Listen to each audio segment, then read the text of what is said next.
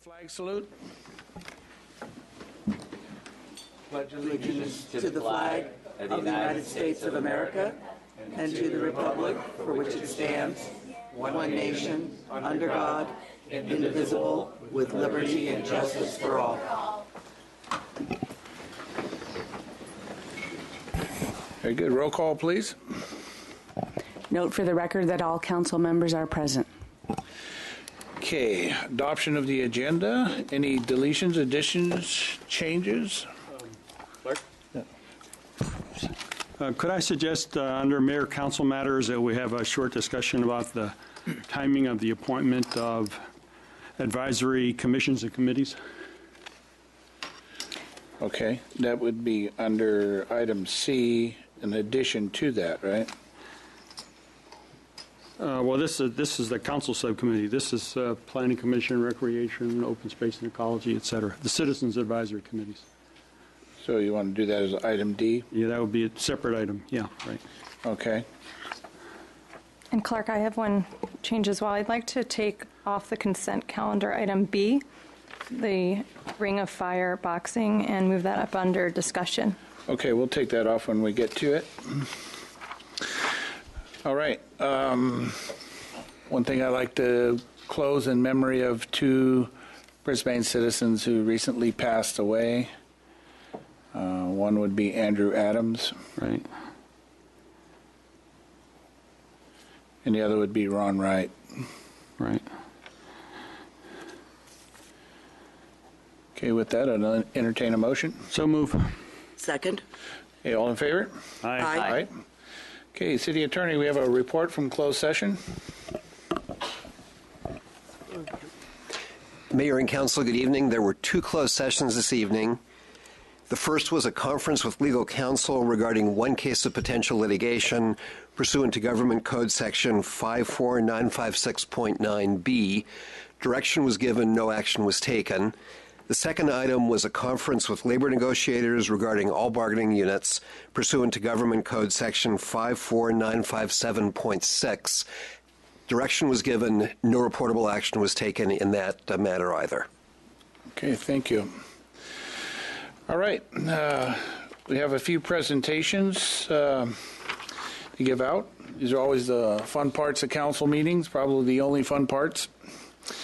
First one we have is recognition of Greg Treves, which is the Mayor's Diversity Awards recipient. Now, Greg received this award back in October, and what it was is we had a logistical issue. This is something that goes with the Hispanic Chamber of Commerce that they give out every year, is all the cities in San Mateo County, each mayor designates a person for a diversity award that represents, a person who represents promoting diversity within their community.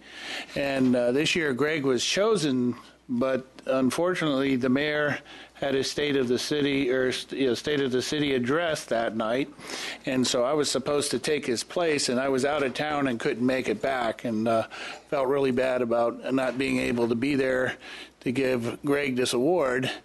But Greg is the regional commissioner of the Brisbane AYSO, which is American Youth Soccer Organization.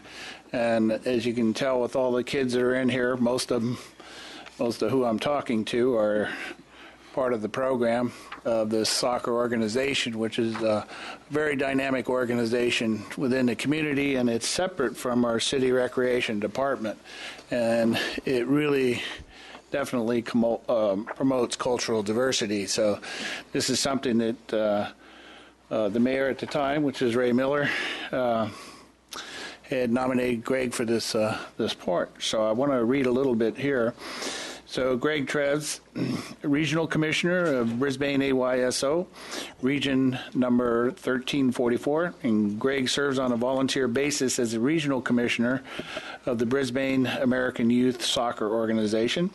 He and his team bring priceless and essential service to the community youth, the ability to increase their skills in teamwork and self-confidence via participation in youth soccer. Greg and his team of volunteers work hard to benefit all the children who want to play soccer in the area. Region 1344 has players and volunteers from Brisbane, South San Francisco, Daly City, San Bruno, and San Francisco. And I think Millbrae also, right? Yeah. So with that, we're going to give a commendation, and this is on behalf of the City of Brisbane on this date, December 16, 2013, and congratulate Greg Treves, Regional Commissioner of Brisbane AYSO, Region number 1344.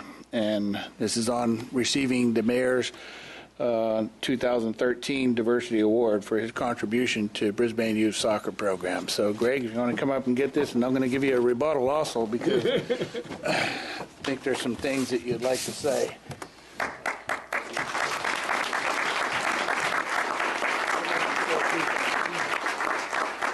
I just wanted to let everybody know we have 4 teams that went to the area tournament this weekend, or a couple weekends ago. And we had one went to the section tournament. So the girls played really well this weekend. And parents, thank you for signing your kids up with AYSO. Thanks. Thank you. All right.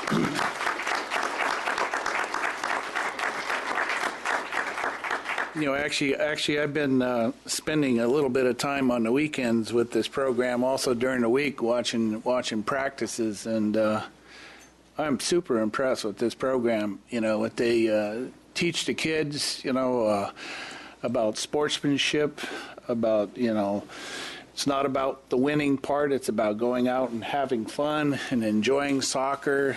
And it's also teaching the parents on how to be a responsible parent and not act like a little league parent. Though that's probably the tougher part to teach the parents, but they teach them about, you know, not coaching the kids from the sideline and doing it. And it's pretty hard to calm parents down, you know, because they get really excited about it. But I know there's a few coaches in here tonight, and you know, I have to say that I'm really, really impressed with your dedication, because you know, you're not professional, you're not paid, you're volunteer parents also. So the coaches that are here, I'd like to have all of you stand up and just like to acknowledge you for all your hard work.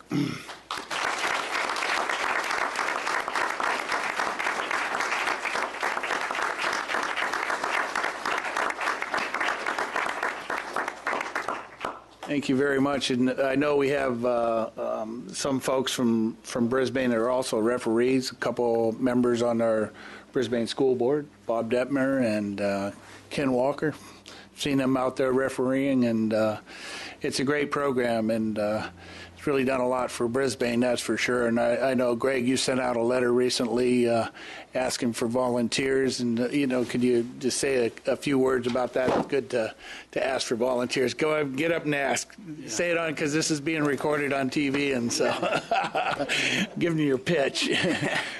Well, we are looking for volunteers for the board for the following year, 2014.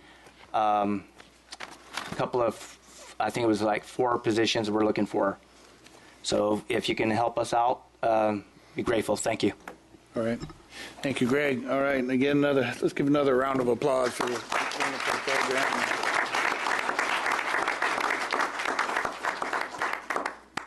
Now, you are welcome to leave, but we do have a couple more presentations, and the next one that we're going to have is update on SFO Airport community noise from the community group, and Peter Grace is going to give us this update.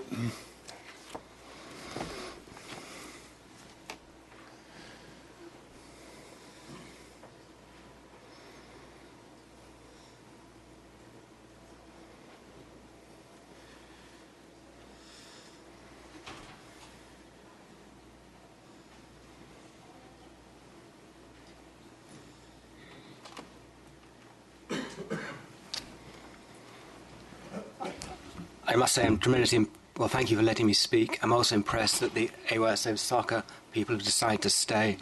I'm not quite sure what this relevant has to do with soccer, but I'm really appreciative of the audience. What I'd like to talk about is the cause of Brisbane's aircraft noise problems. And I'd like to thank many people who've helped over time to understand the noise problem, and it's not been easy.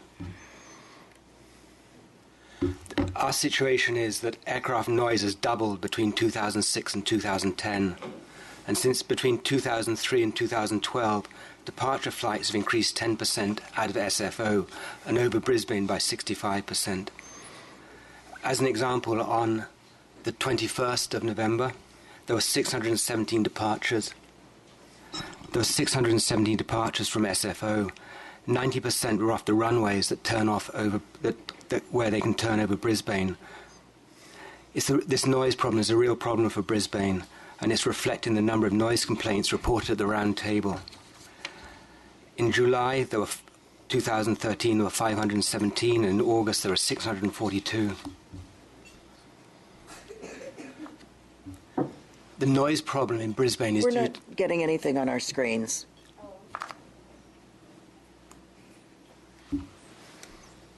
Shall I wait till we've got that? No, okay. Now we've got it. Okay. Thank you. The noise problem in Brisbane is due to flights coming off the runways 1L and 1R, which are highlighted by the green arrow. Many of you will know this already. As you can see, the runways 1L and 1R almost point directly towards Oakland Airport, which is to the right.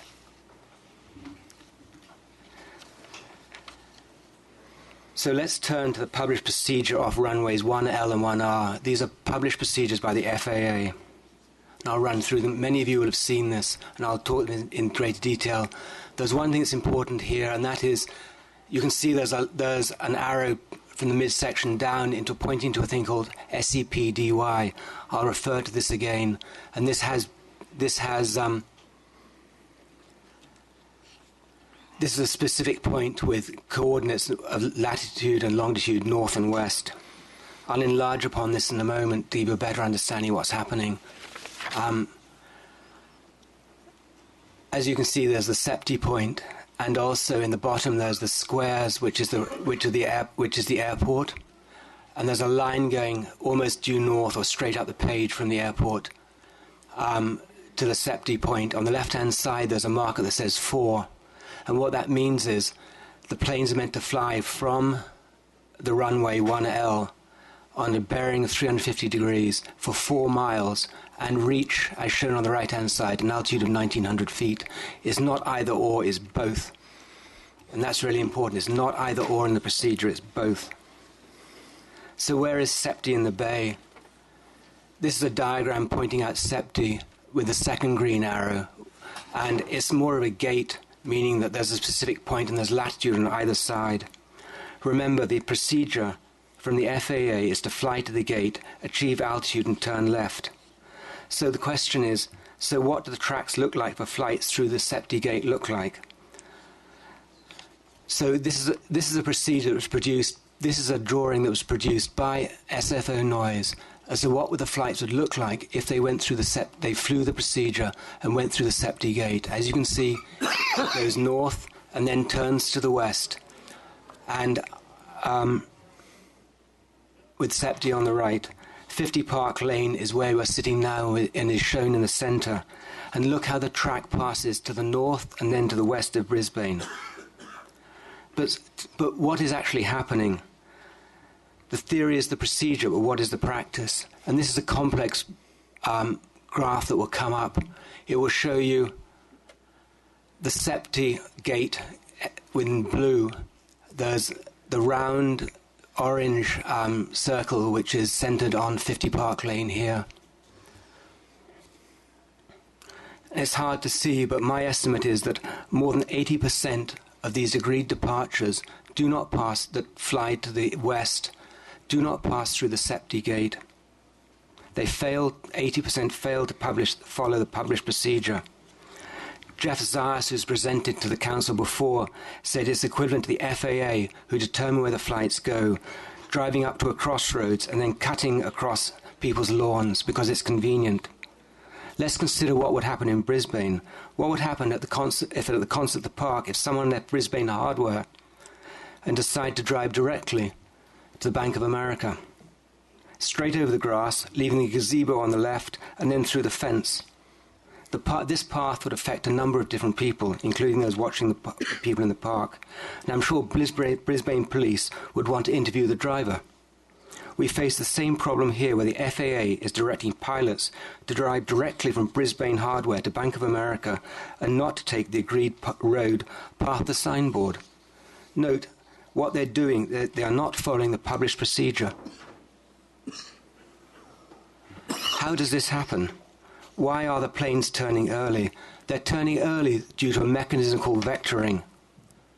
And so why all this driving on the grass? The FAA allows vectoring, this turning early, for specific reasons. As you can see under the application in item A, they're vectoring for in order of separation, safety, noise abatement, and operational advantage. Let's look at vectoring again. It's separation, safety, noise abatement, and operational advantage. I agree, there are occasions when there's conflict with flights from Oakland that are turning south on that second arrow on the right, and so they have to turn. There's a situation where there's no operational coordination between SFO and Oakland on when planes take off. The planes are fired straight into the air. It's called catch and release. And Cliff is working on this from the round table in this area. I ask you as reasonable people whether it is likely that more than 80% of the flights off runways 1L and 1R are vectored for operational and safety reasons. It's really clear to me that vectoring is done for the operational advantage of the airlines. For the FAA, the third item, noise, is not considered to be an issue. Let me define the problem a little more. The FAA controllers who determine where the aircraft fly are not at SFO. SFO's jurisdiction stops 25 foot off the runway.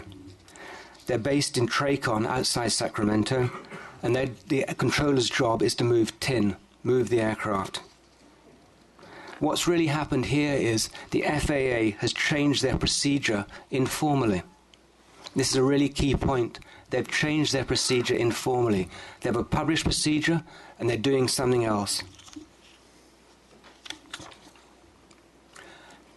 I list a number of reasons what the FAA will say to suggestions that they've changed the procedure informally.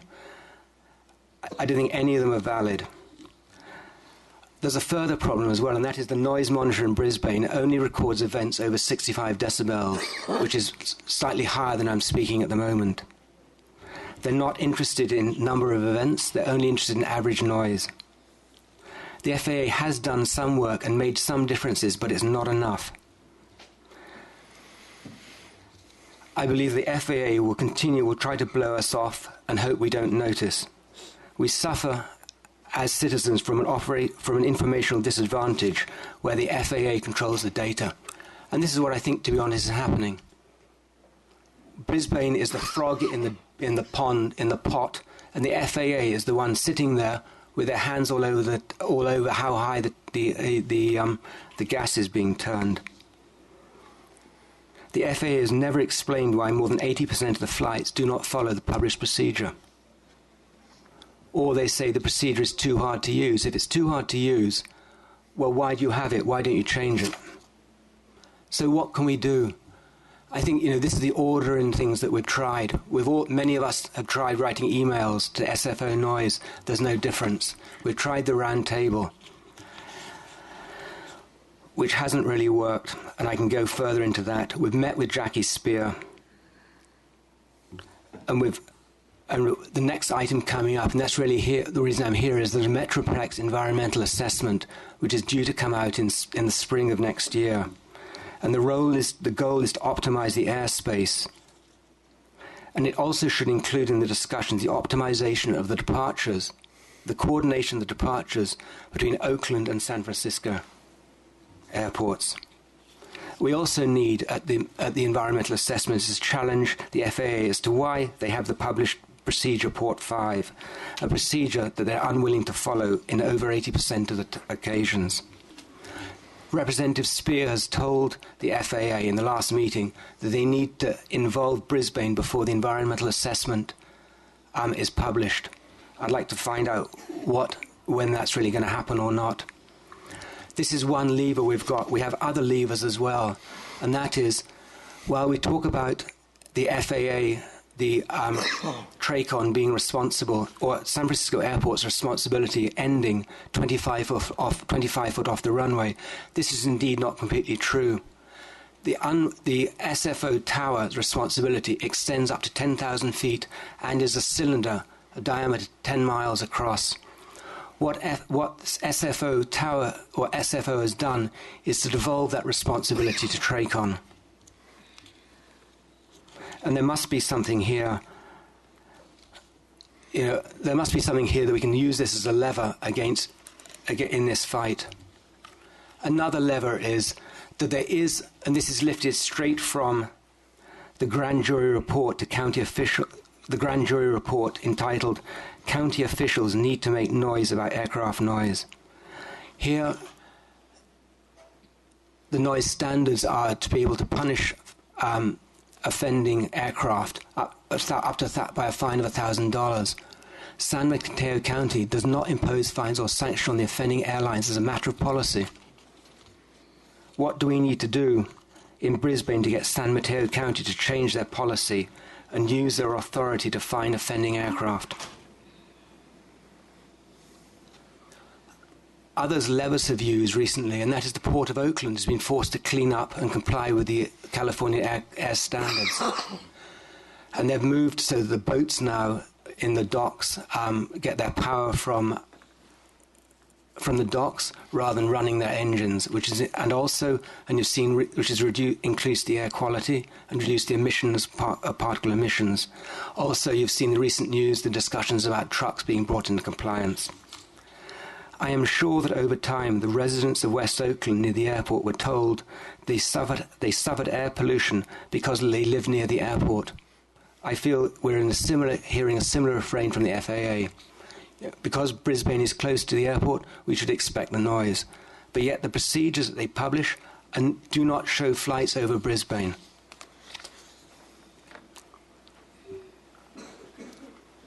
I believe, in summary, vectoring over Brisbane is a conscious decision by the FAA to follow neither their published procedure nor their FAA manual.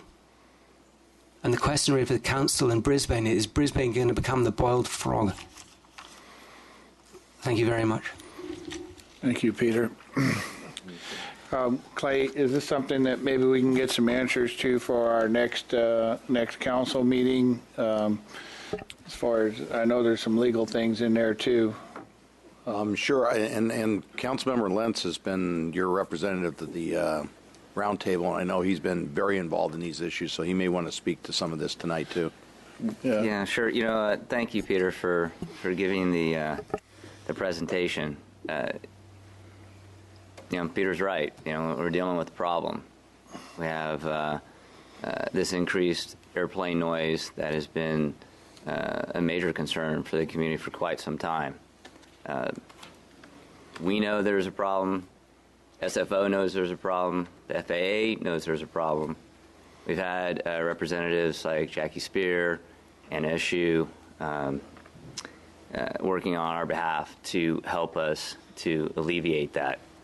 I have a meeting on Friday with the FAA in Oakland. One of the things that Peter talked about was this Metroplex system. Basically, it will be the future of how airplanes are flown in the country. They've already started putting in this system in some parts of the country. In New York City is one of the locations where they're using a GPS system to help navigate the planes. And so the reason for doing it is so that the planes fly more efficiently, they use less fuel, they save time when they're doing the routes. Unfortunately, when they were putting this system in place, they weren't really addressing the issue of noise. They're looking at saving money on fuel, saving time. And so the FAA has put together this time frame, this schedule of how they're going to implement this Metroplex system. As Peter has mentioned, in the spring of 2014, this environmental assessment is supposed to go before the public. One of the things that I wanted to see occur before that is to have the ability to make adjustments to these routes. When we have, say, a development like the Baylands, we have our zoning ordinances, we have our general plan, we have these safeguards in place. And then a developer comes and they submit a plan. Here we have a situation where the FAA is like the city, and they're also the developer. And so they're putting forth this plan. And so through the help of Jackie Spear's office, we're having this meeting on Friday to put together some kind of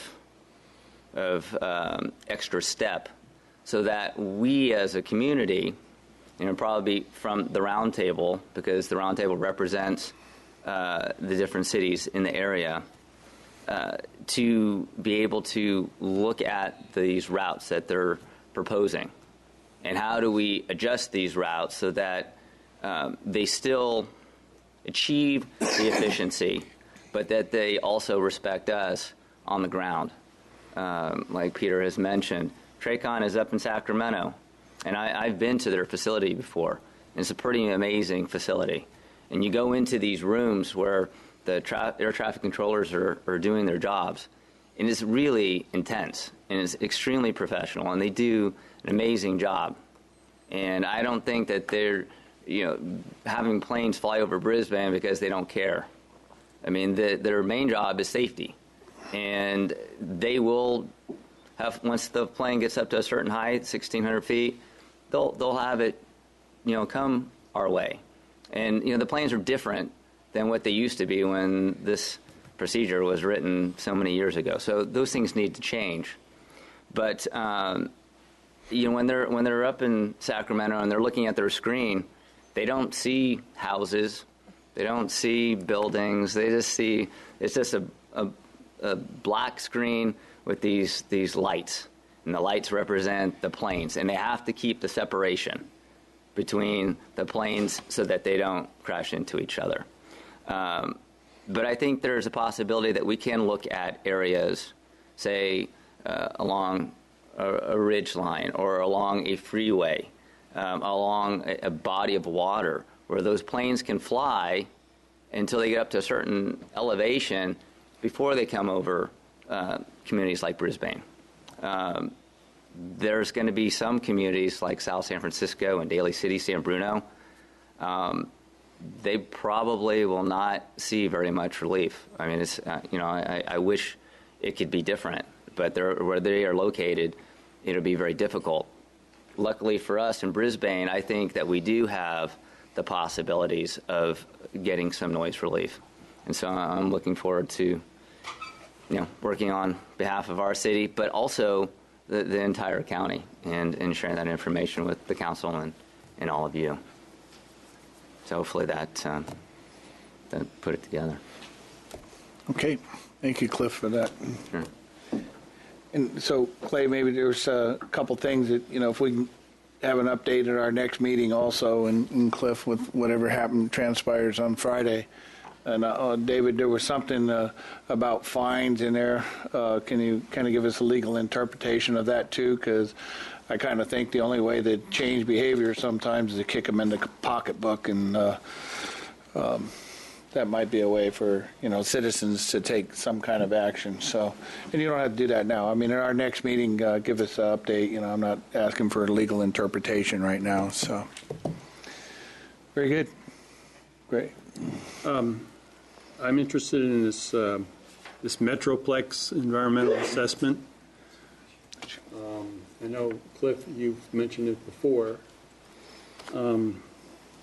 It's not clear to me, and maybe this is all part of subsequent conversation, how we can weigh in the study process now. If it's due out sometime this spring, it suggests to me it's probably about 85, 90, maybe 95% completed. So how much influence we can have in that is probably doubtful, but I'd kind of like to know, what the prospects are and what hopes there are, and, discussing that, and whether we can weigh in or not, or is it too late for that? if it's kind of too late because things are kind of set on a track that they started God knows how many years ago, then presumably it's going to be out for comment, the environmental assessment. Maybe we need some professional help in reading through that and commenting in a way that'll really be powerful. Because they'll probably give us, 30 days or some such ridiculous period of time. And then they expect people to, make sensible comments during that period of time. And it may be the only way that can happen is that we, hire someone who's expert in this area. Because we want to make sure that, we get that into the legal record. And so I would kind of like that possibility to be looked into as well. Does that make sense, Cliff? Well, I'm just trying to think of things to make sure that we really have our oar in this. absolutely. Yeah, and I'm just sort of thinking off the top of the head and asking questions. But it strikes me that, this is an important document. It's an important change of direction, and we got to use every leverage we have to make sure that it comes out more favorable to us. Yes, and, the thought that you have or that direction is exactly the direction or the thought process that I have had in dealing with this. With these EAs, the document goes out before the public, and the public comments on it, and then folks who it's their job to comment on the comments come back, and they will say, well, we can mitigate this because we'll do this. And basically, you don't have a voice at the table to really change the plan. The plan's already in place. So the goal is to be able to create a mechanism so that you can change the plan. Now, granted, a council member or a group of council members are not experts in flight patterns and things like that. And in no way would we ever, state, it should be done this way in defiance of what would be safe or efficient. However, I think that there's opportunity for us to be able to collaborate. And that's my goal, and that's what the purpose of this meeting is on the 20th. The FAA did not want to have this meeting. They just wanted to do what they typically do, or what a typical bureaucracy does. They put together their plan and they say there's a public process, but in many ways it's not really a public process. I mean, so what's the time frame, Cliff, on this? So here we are. So we're going to have this meeting on the 20th, and the goal is to I've proposed a format, and whether or not it's accepted, but I think that there should be a couple of members from every noise forum. There's one in Oakland, there's one in the South Bay, and the Peninsula. That we should have representative from all of the Congress folks in the area. That we should have a representative from each supervisor, county supervisors in the area, and then have kind of like this super committee that works with the FAA to perhaps adjust the flight patterns or flight routes so that they do work for us. They also work for them and what they're trying to achieve. So that is the goal. So there's your public process to have change, so that then when it does come before the public, the public has already had an opportunity to. So, what's the time frame for coming before the public that working on this plan? It's spring of 2014. It hasn't been official yet. So our next meeting, staff can kind of come up with some ideas on Ray's suggestion. Sure. Some preliminary stuff, not. As I recall, many years ago, we actually hired a consultant to provide comments on an EIR that the SFO was doing on some runway expansion issues. So that's probably a kind of Right. same sort of thing, is to get an expert that can help kind of comment on this. Although I will say, in the conversations at the roundtable, when the FAA came and spoke to the roundtable actually, I do think was effective that night in really communicating back to the FAA that they wanted a local process for communication, and they also wanted the issue of noise attenuation to be part of their analysis, because I thought the FAA was kind of tone deaf that night. They were coming to speak to people who deal with nothing but airport noise, and then kind of ignored the fact that this group might be interested in noise. So the roundtable, I thought, was actually pretty good that night of communicating that that was a major issue that they wanted to see addressed. Okay, very good. Thanks, Cliff, for that. Sure. Okay, moving along, item C, mosquito abatement district update. Robert Maynor, our representative from Brisbane. Robert, you want to give us an update? Thank you, Peter, for your info. Honorable Mayor and members of the City Council, wanted to give you a district program update. First of all, with regard to West Nile update for California, the season is pretty much over, and we had a very, very light season for California. There were just 339 human cases in 29 counties and 11 fatalities. That was very good for California. Texas had a horrible season with many, many deaths. We just had 3 positive animals in our county, 1 squirrel and 2 birds, which again is exceptional. None of our mosquito pools were positive to date. We have pools that we check. So our larviciding programs are keeping the adult Culex pipiens mosquitoes, which are carriers, at very low levels in most of the areas in the county, thus helping to prevent the spread of West Nile within our communities. So it's been very successful, I think. With regard to rodent-borne diseases in San Mateo, there was a significant hantavirus infection this year, outbreak in Yosemite National Park. You may have heard about it. It was in Curry Village, with 9 people infected and 3 deaths. And the rodent surveillance showed a 14% of the mice captured were positive. From 2003 to 2012, the district tested 49 deer mice, and 4 were positive for hantavirus. The district did not perform any testing in 2013, but it is planning on additional hantavirus surveillance and testing this upcoming year because of concern about that.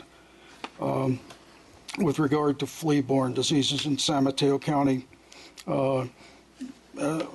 regarding plague and typhus fever, they are the principal flea-borne diseases under surveillance in California. The district has plague-infested small mammals on San Bruno Mountain and coastal mountains and along the coast, and the district is planning on further plague surveillance and testing in the upcoming year.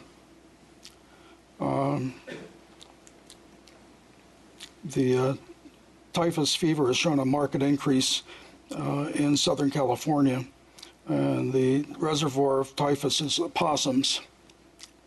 So the district is reviewing opossum testing for typhus in San Mateo County for the upcoming year.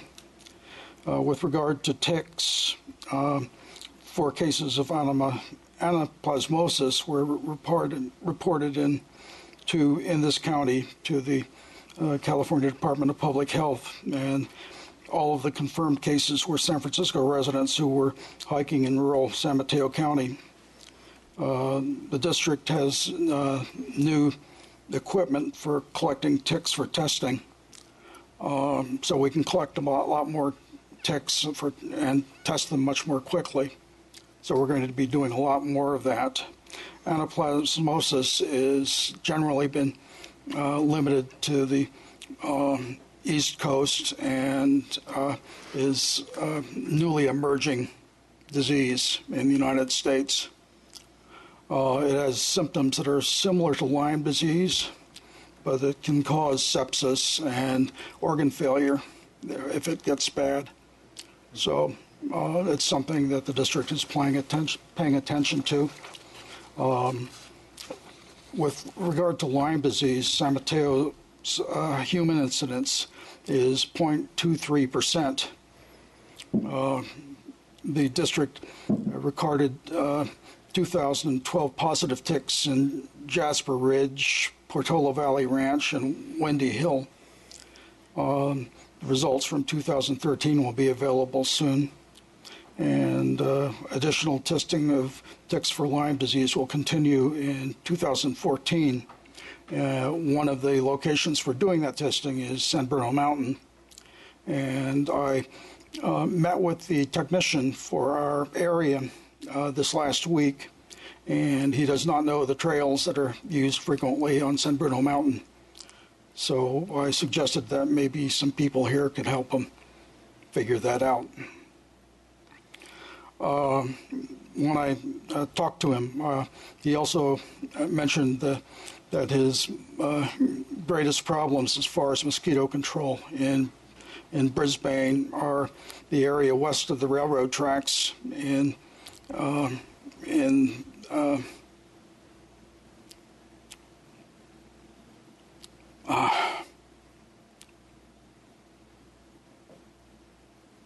west of the railroad tracks. The area around industrial and Cypress Lane. Yes. Yeah. And the machinery sales company and seasonal creeks. Yeah. So he said some of the calls he's been getting as far as mosquito infestations have been actually midges. So the biggest news as far as mosquitoes has been an outbreak of Aedes aegypti, or tiger mosquitoes, down in Menlo Park. There was an incorrect announcement that yellow fever had broken out in Menlo Park, whereas the fact of the matter is that Aedes aegypti is a mosquito that can carry yellow fever and dengue fever. The outbreak was centered in the Holy Cross Cemetery, in all of those basins that people keep flowers in. And there was a heavy infestation there.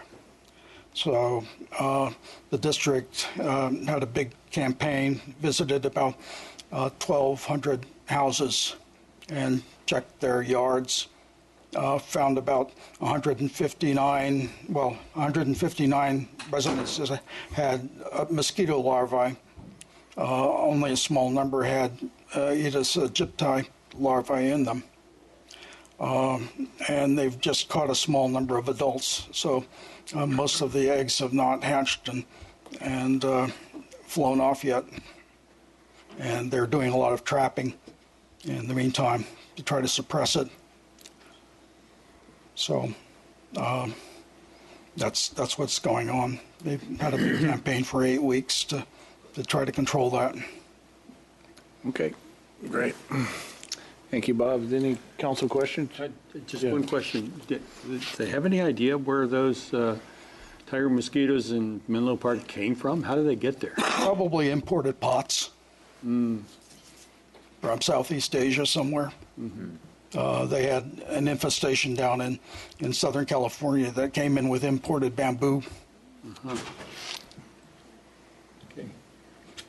All right. Any other questions? Council questions? Thank you, Bob. Thank you, Bob, for the update.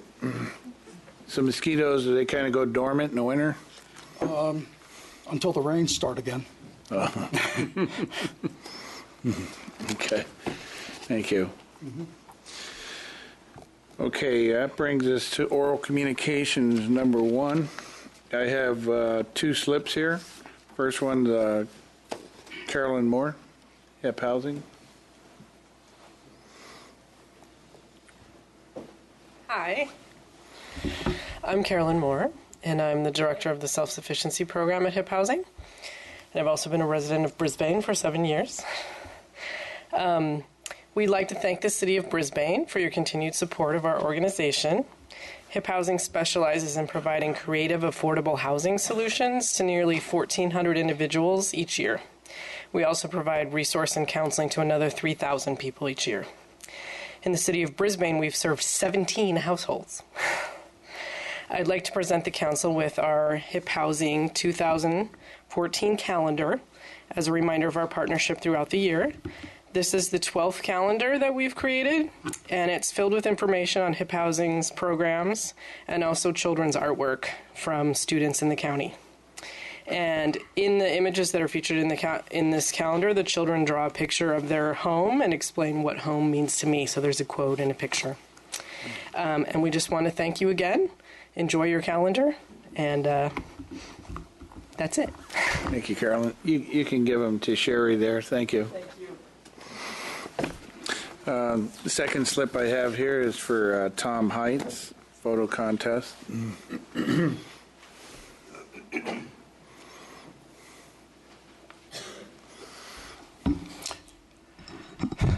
Good evening, Council.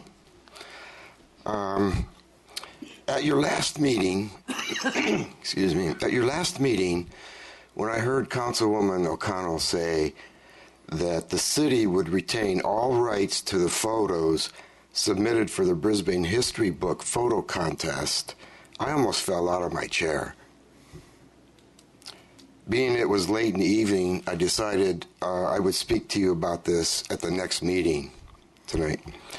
But the next day, Beth Grossman emailed out the contest rules, but I still need to speak with you.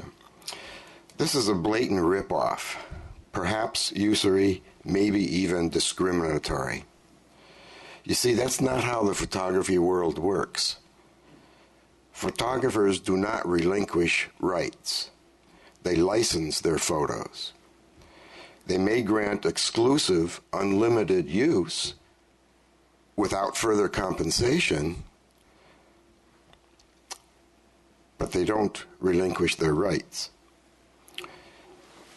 That type of license would perhaps run $5,000. And they do not give up their rights, especially for possibly $500. Granting the city exclusive use and all rights for winning entry may be feasible, but not for every entry. I saw several of you at the Brisbane Dance Workshop Arts and Crafts Fair this weekend. Do you think photographer Pat Johnson would give up all his rights to enter this contest? I don't think so. These requirements exclude professionals. Would you ask for all the rights to the music that was played at that fair? Same difference. I'd like to refer you to Professional Business Practices in Photography, published by the American Society of Media Professionals, of which I'm a member. The very first chapter is Understanding Licensing. I'd also like to bring to your awareness Photo Shelter. It's a organization and website that hosts and licenses images for photographers. About every 6 weeks, they put out a guide, typically about 35 pages, such as Photographer's Guide to Facebook, Photographer's Guide to Using Google Analytics, and very, very recently, they put out Photographer's Guide to Photo Contests. They solicit feedback from thousands of photographers around the world, and they rate them, rank them, and grade them, the competitions. If you go to the bottom of the list, it starts with A's. If you go to the end of the list where the poorest grades are, and you look at the reasons given for the poor grade, it's a rights issue, relinquishing rights. So I urge you to reconsider and revise the contest guidelines regulations. Thank you for your consideration. Thank you, Tom.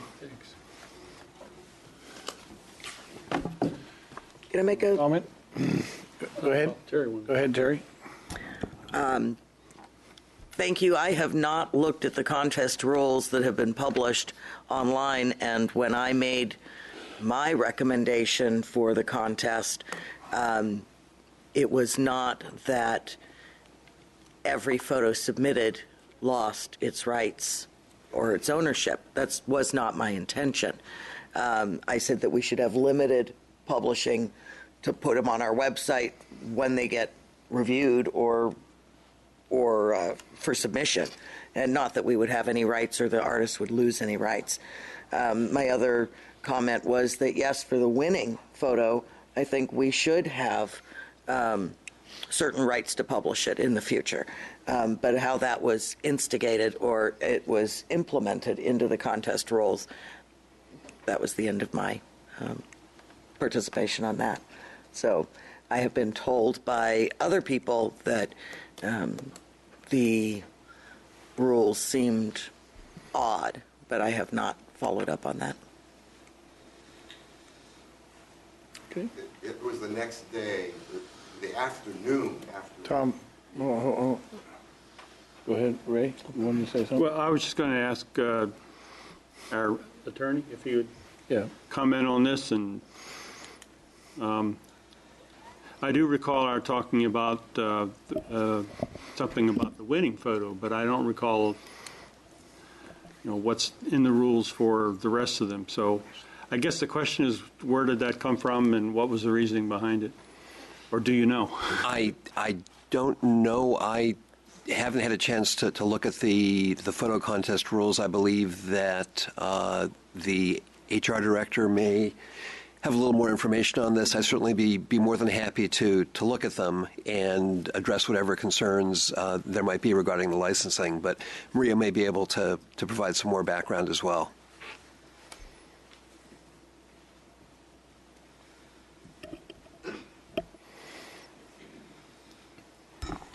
Evening, Honorable Mayor and council members. It was brought to my attention last Friday regarding the rules that they were very harsh in terms of allowing people to submit photos. We were in discussions with a couple other people within the community who had the same feeling. Between that, we were discussing about putting out a new announcement on Monday regarding lightening up on the rules so that it wouldn't impact people in terms of the rights to their photographies. We had no intent of doing such harshness in terms of making it hard for people to submit their photos, and we're hoping that we'll have that correction printed as soon as possible on our blog. Yeah, I think the intent was it was supposed to be kind of fun for our local photographers. Yeah. It just kind of, Yeah, I think the intent was there, but in terms of when we put the rules together, we didn't realize, since this was our first time doing it, how harsh it was in terms of what it means to professional photographers, and we apologize for that. Well, do what you can. And think you know the gist of it.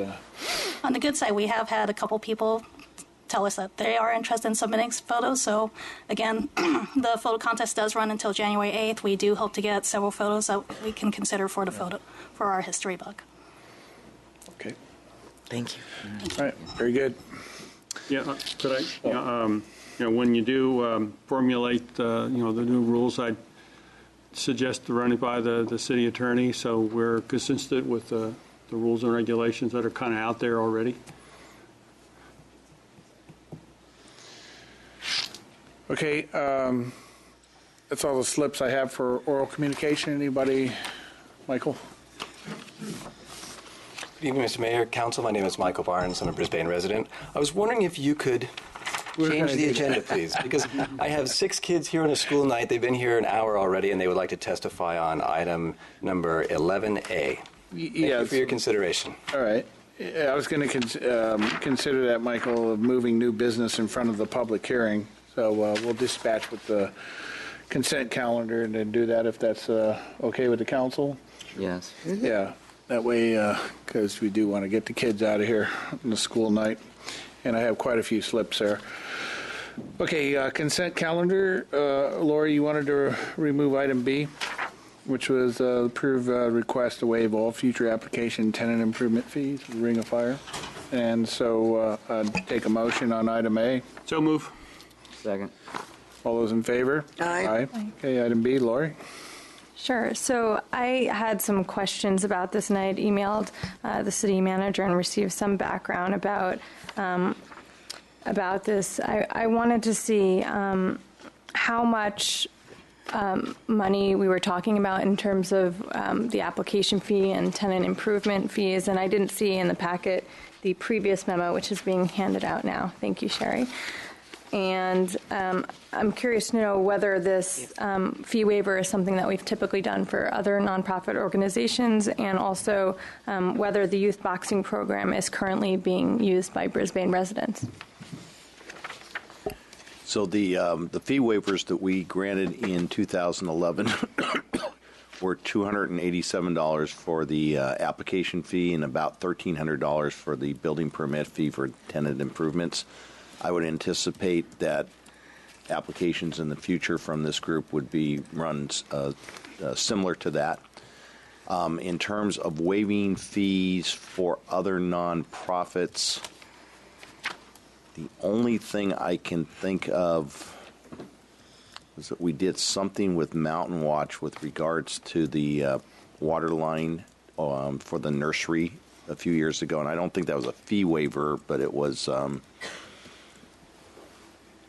we put in the water line to start with, and there was something else we granted them, and my memory's just running a little slow on that. I do not recall any other group that we provided a fee waiver, because I can't think of any other group that has a facility that, perhaps other than maybe it's like the Eagles, but the Eagles have never asked for We a did fee something waiver. for the church on San Bruno. Remember? The church? Yes. San Bruno Avenue. Yes, San Bruno Avenue. Okay.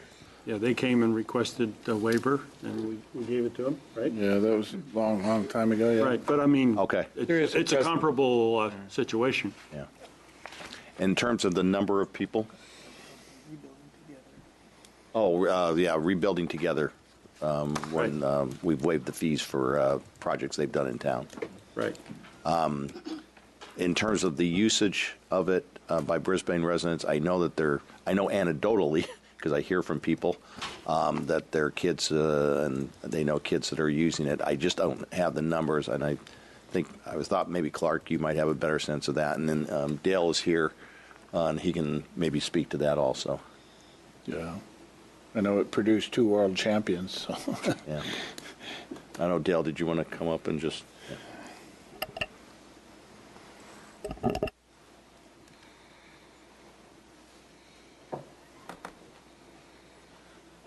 Good evening to Honorable Mayor and the Honorable Councils. The Ring of Fire, we've been there. Actually, it's been around for 10 years now. It started over in Crocker Amazon Park, which is still there. And at that point, we have about 40 kids there, and we have about 60 here. And about half of them are from Brisbane that come down there. And like Clark said, we actually produced 2 world amateur boxing champions out of that gym. Not everybody competes. Not everybody wants to compete. But what our gym is for them a place to come, get off the street. They gain confidence. They learn discipline and a lot of respect. And I got to say that my son's been boxing for 5 years, and it turned him completely around. So he's become a straight A student, and the discipline that he got from boxing and the respect, how he respects people and everything is just been tremendous for him. And now he's in high school, so So anyway, and so we're just asking a waiver of fees. We want to do the same thing. We got the backside of at 180 Industrial, and we want to be able to clean it up and make another part of the boxing gym. It'll be all one gym, but it'll be a lot bigger facility and stuff. And the Ring of Fire is actually 2 years in a row have held the Junior Olympics Northern California at the gym 2 years in a row, and we're applying to do it again this year. Hopefully we can get it, so and stuff. So it brings in a lot of revenue for the club too. So.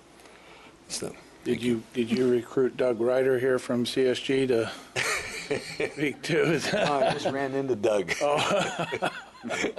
I think Doug's here for something else. Oh. Yeah. Although I could, though. Okay. Thank you.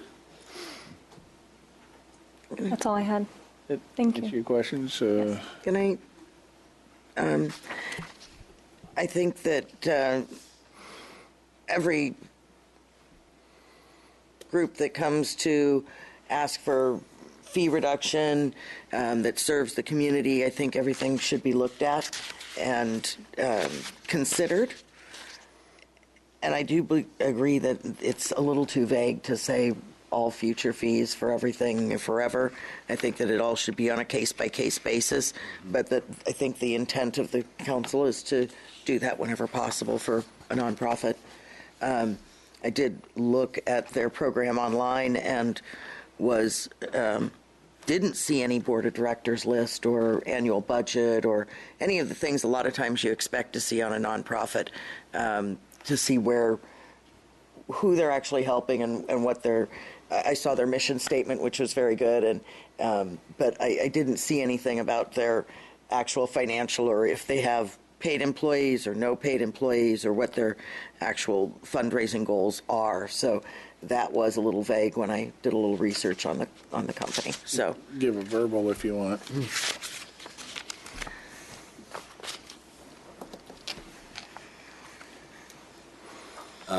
We're sponsored also by the San Francisco Fire Department and the San Francisco Recreation Department, but everybody that works in there is all volunteer. Nobody gets paid anything and stuff. All the money goes to the gym, to run the gym.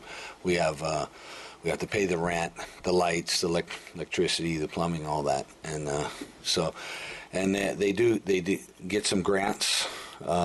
Sometimes you win some, sometimes you don't. Mm-hmm. So that's all I can base it on. I can have the one lady that volunteers. She's actually the owner of Millbrae House of Pancakes, and she comes up 2 hours every day, and she does the computer, works the books, and does everything. She does all the stuff. So, well, I wasn't calling into question that portion of it. I was just hadn't seen it online whether there was who the board of directors was and if they had paid employees or things, because that's always good to know, especially when someone's asking for a grant or they're looking for funding or for waiver of fees. Yeah, we're all volunteers though. Feedback to update the website. Yeah. Hey, Dale, hey, Dale, if you could just stay up here. Laura, I'm glad that you did pull this from the consent calendar, because it gives us a good opportunity to highlight the great work that you guys are doing. Thank you. Volunteering your time the way that you do and the other coaches, is a pretty awesome thing.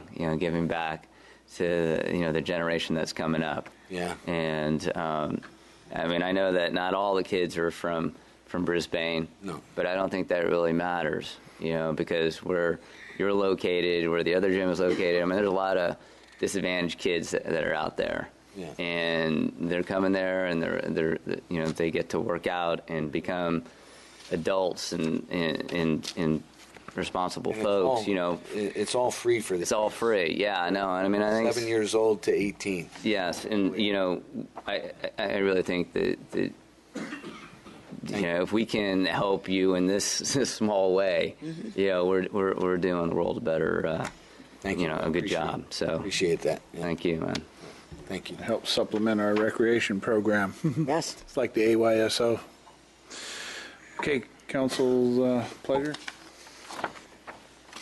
So the actual fees that we're waiving? There is a suggested language for a motion in the staff report. So I'd like to make a motion that the council approve waiver of the application fee and tenant improvement fees for this year for Ring of Fire. All right, with the suggested language from. That's what this is. Okay. Okay. Good. Exactly. All right. From the staff report, right? Okay.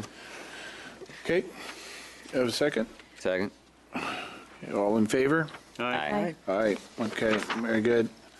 All right, so we're going to move new business in front of the public hearing, and the first item up is consider approving the process for design, development, and potential construction of skate park rehabilitation. So staff report, please. Yes. Mayor, Council, the Facilities Subcommittee worked with the Teen Services Subcommittee, and they had a joint meeting talking about the process for developing a skateboard park, rehabilitating our skateboard park. There were a large number of people there, and I think there may have been 10 to 12 teens and preteens there who testified at that meeting. There was a number of adults there who all talked about the need for rehabilitating our skateboard park, looking to use concrete as our main source for the skateboard park.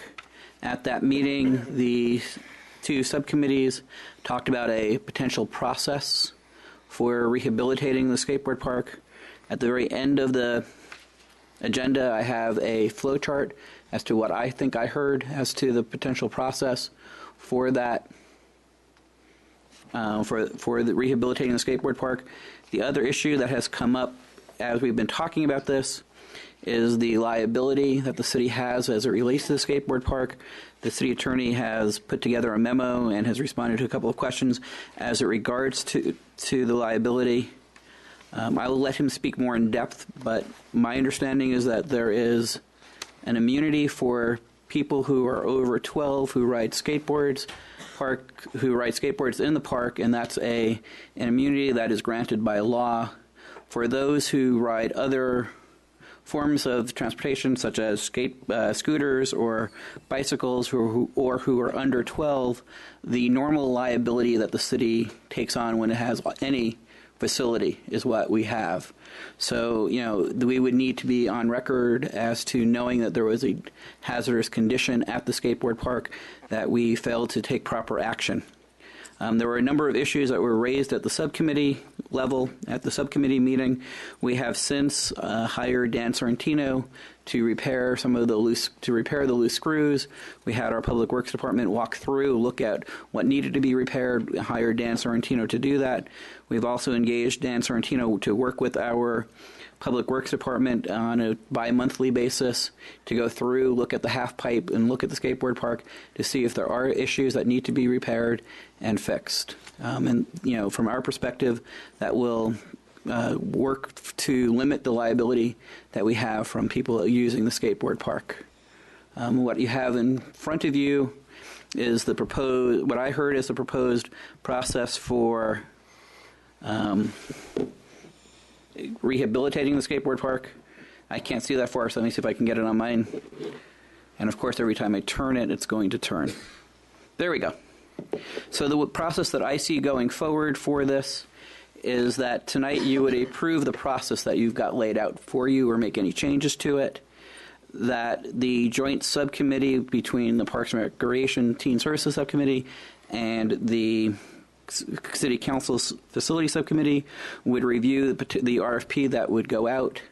What I am suggesting as part of that RFP that we look at 3 different sizes for the park that have been discussed in the past. One is using the same footprint that we have today. One is basically enlarging that footprint to take care of to include the dirt areas surrounding the skateboard park to our property lines. And then a third alternative would be to look at shifting the basketball court to I'm never going to get this right, north? Do I have that Northwest. direction right? West. Northwest. Northwest. And then using whatever area is freed up of the basketball court that isn't used for the skateboard park. Have a design, that would be part of what we would ask a design firm to bid on, is looking at those three alternatives for size. After this joint subcommittee reviewed the RFP, the City Council would approve that RFP, and then companies would respond to the RFP. The joint subcommittee would then review submittals and recommend a design firm to the City Council. The City Council would approve a design firm with a cost at that time for the design of the skateboard park. The design firms would work with the public to create multiple designs. As I said, there are 3 different footprints that we would want to see. My anticipation is that they would do maybe a 35% design process to be able to figure out how big it is, what kind of elements can fit in there, and what the estimated cost would be at that point in time. The joint subcommittee would review the designs and recommend one of those to council with a proposed budget. At that time, now that there would be an anticipated budget for this project, that the joint subcommittee would review and recommend a financing plan, how much we could get from, what grants we could get, what we could raise from the community, what we would need to use from city coffers. The council would then approve the design and the potential financing plan. The design firm would then draw up the construction and bid documents. The council would approve to bid out the project at that time. We'd have maybe that firm, maybe other firms would bid on the project. The city council would then approve the skateboard firm that received the bid, at which time the firm would then build the approved project, and at the end we would have happy skaters. So that was the proposed process that I heard coming out of the subcommittee. I think that's the end of my report. Okay, council questions? Sounds like a pretty good plan to me. Is this just asking the subcommittee? This is what you've this is a recommendation. This is a recommendation. Okay. I think it's a great layout of chain of potential events. It's a process for sure. I have numerous slips here on folks that want to speak on this. So it looks like a lot of kids. First one I have is Malcolm Barnes.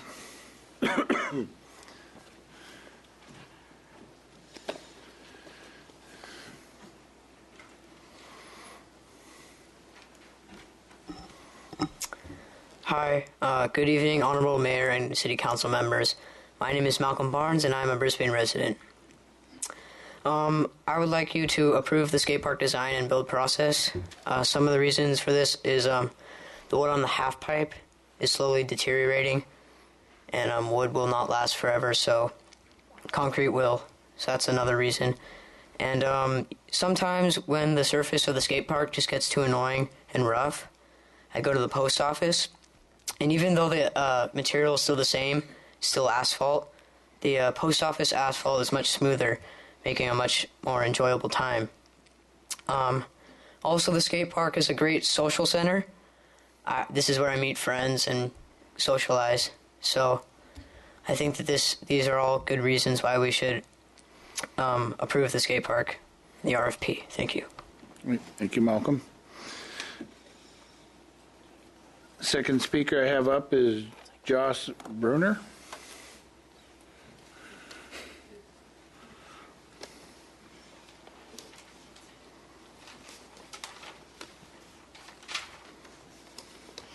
Good evening, Honorable Mayor and Council members. My name is Josh Bunker, and I am a Brisbane resident. I think it is good to change the skate park because it will last longer with concrete.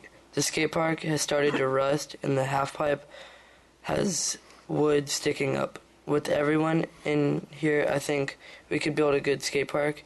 And I heard that you guys said that you had someone fix the skate park, or the half pipe with the nails.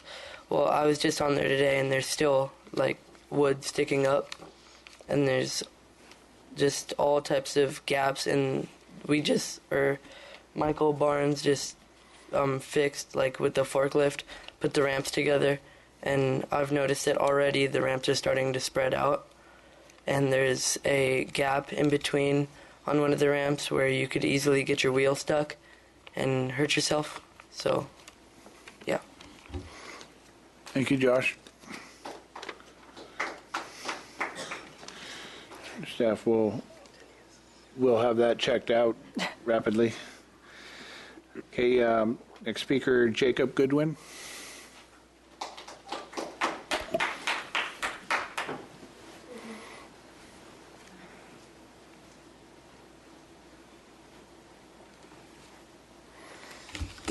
Good evening, Honorable Mayor and City and Council members. My name is Jacob Goodwin.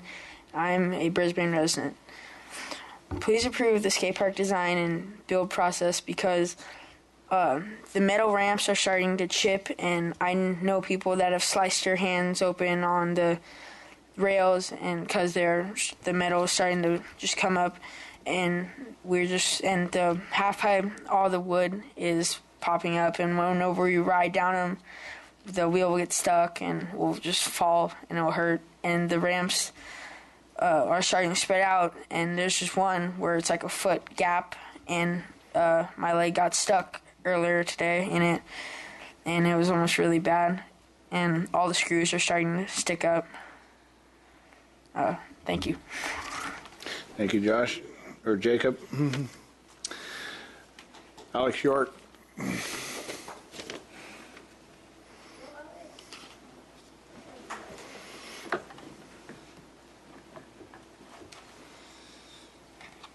Good evening, Honorable Mayor and Council members. My name is Alex York, and I am a Brisbane resident. Please approve the skate park design and build process because it's falling apart and the rails have hurt people, and the cement is just too bumpy, and you can hit rocks and you fall a lot. That's all I really have. Thank you. Good enough. Thank you, Alex.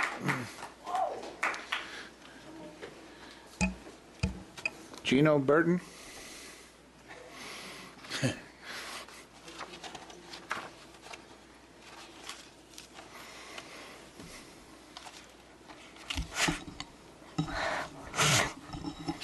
Good evening, Honorable Mayor and Council members. My name is Gino Burton, and I'm a Brisbane resident. Please approve a skate park design and build process because you close the teen center, and we also get noise complaints at the library, and when we get to the skate park, we get hurt. For example, my friend Sean tried a trick and landed on a rock and got stitches all over his knee. He still has a scar. Also, improving a skate park would be causing more skaters, and that would be good for us to have more friends. We also can't drive to other skate parks. It's hard for us to reach our parents when they have stuff to do. There's also my friend Alex who sliced his hand on a rail, so please help us. Thank you. Thank you, Gino. Evan Tiapula.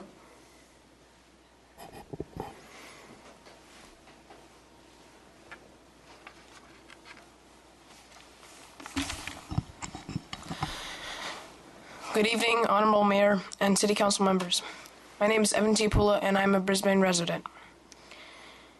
It was this skate park and these ramps on which I learned how to skate and scooter, and I still continue to today. Like me, many kids and teens learn to skate here and have become pro scooters and skaters, and it has become a popular place in Brisbane.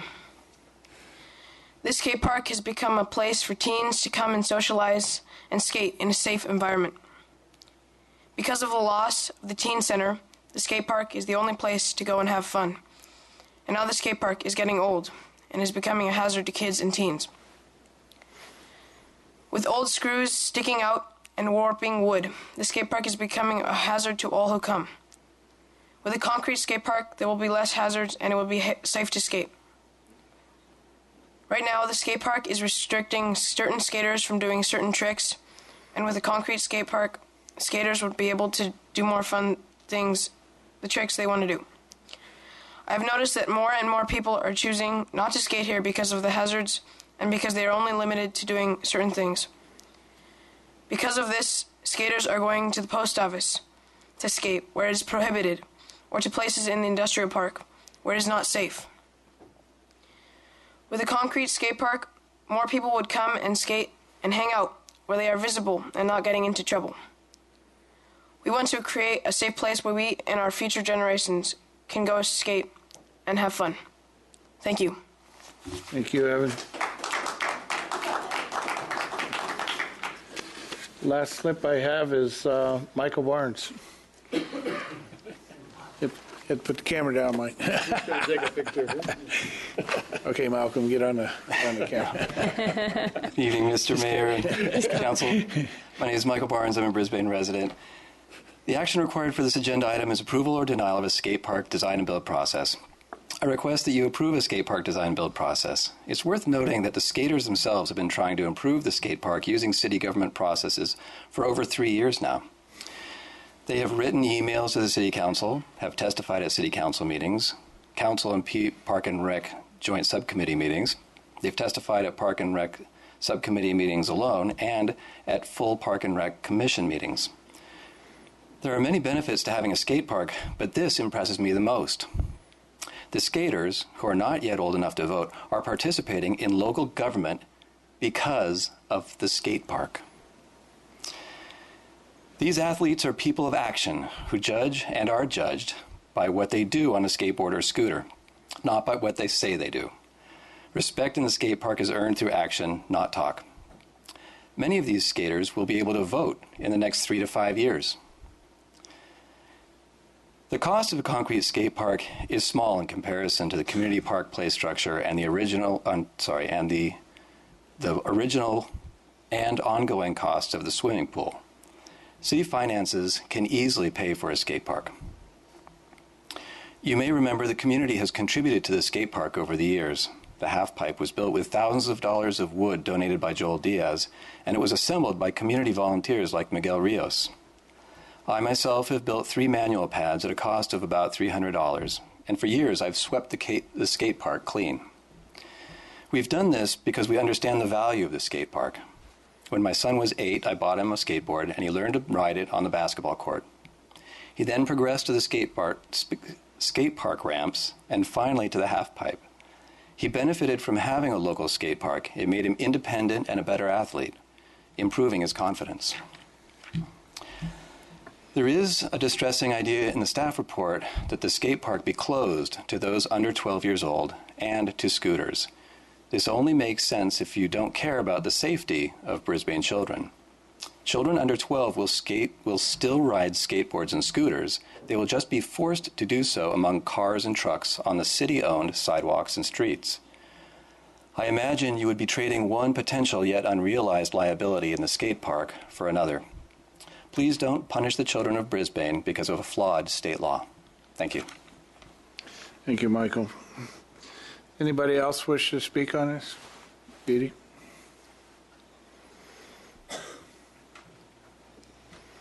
Evening, Mayor, Council members. My name is Dee Porter. I'm a Brisbane resident. I'm also the co-chair of the Mothers of Brisbane, and feel compelled to say that when first hearing some of these kids talk about the skate park, they've really grown since then. I mean, this has been a major issue for a large group of kids and residents for a long time, and I understand this process that we need to go through in order to approve the design process. But in hearing about the safety hazards that exist now, it's gotten worse in the last 2 years. How we have moved more rapidly, than some of these stitches wouldn't have been needed. And so I'd like to urge you to please expedite the process as much as you possibly can. We've shown the support for this. We are willing to do whatever it takes to illustrate the support. I mean, whether you petition, you want signatures, you want phone calls, to show that the community, a large part of the community is really behind this. And that I feel like we're being asked to restate the commitment of the community to this project again and again without action. And I just would love to see this get expedited and to move forward so that we can avoid more stitches and hazards to our kids. Thank you. Thank you. Anyone else wish to speak? Renee?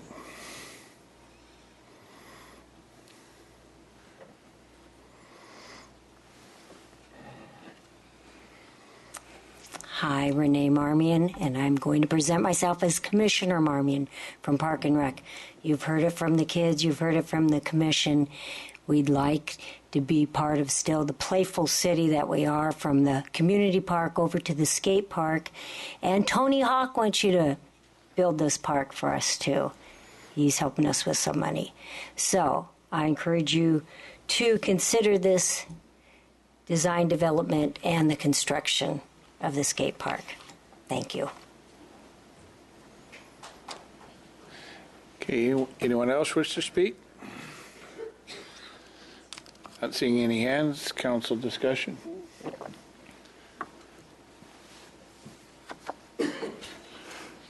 I think we move forward with it. I mean, from my perspective, I mean, this thing has been something that we've discussed for a long time. It's something that provides recreational opportunities for teens and for youth as well. Considering that we did close the teen center, and I think there was some indication from some council members that part of that money that went towards the teen center that we've closed go towards some other teen type recreation, and I think this is a good place to put that.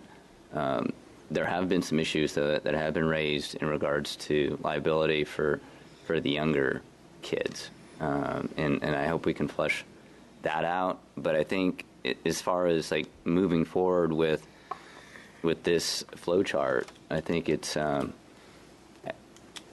before us now because we intend to move forward, and so I hope that is what we do tonight.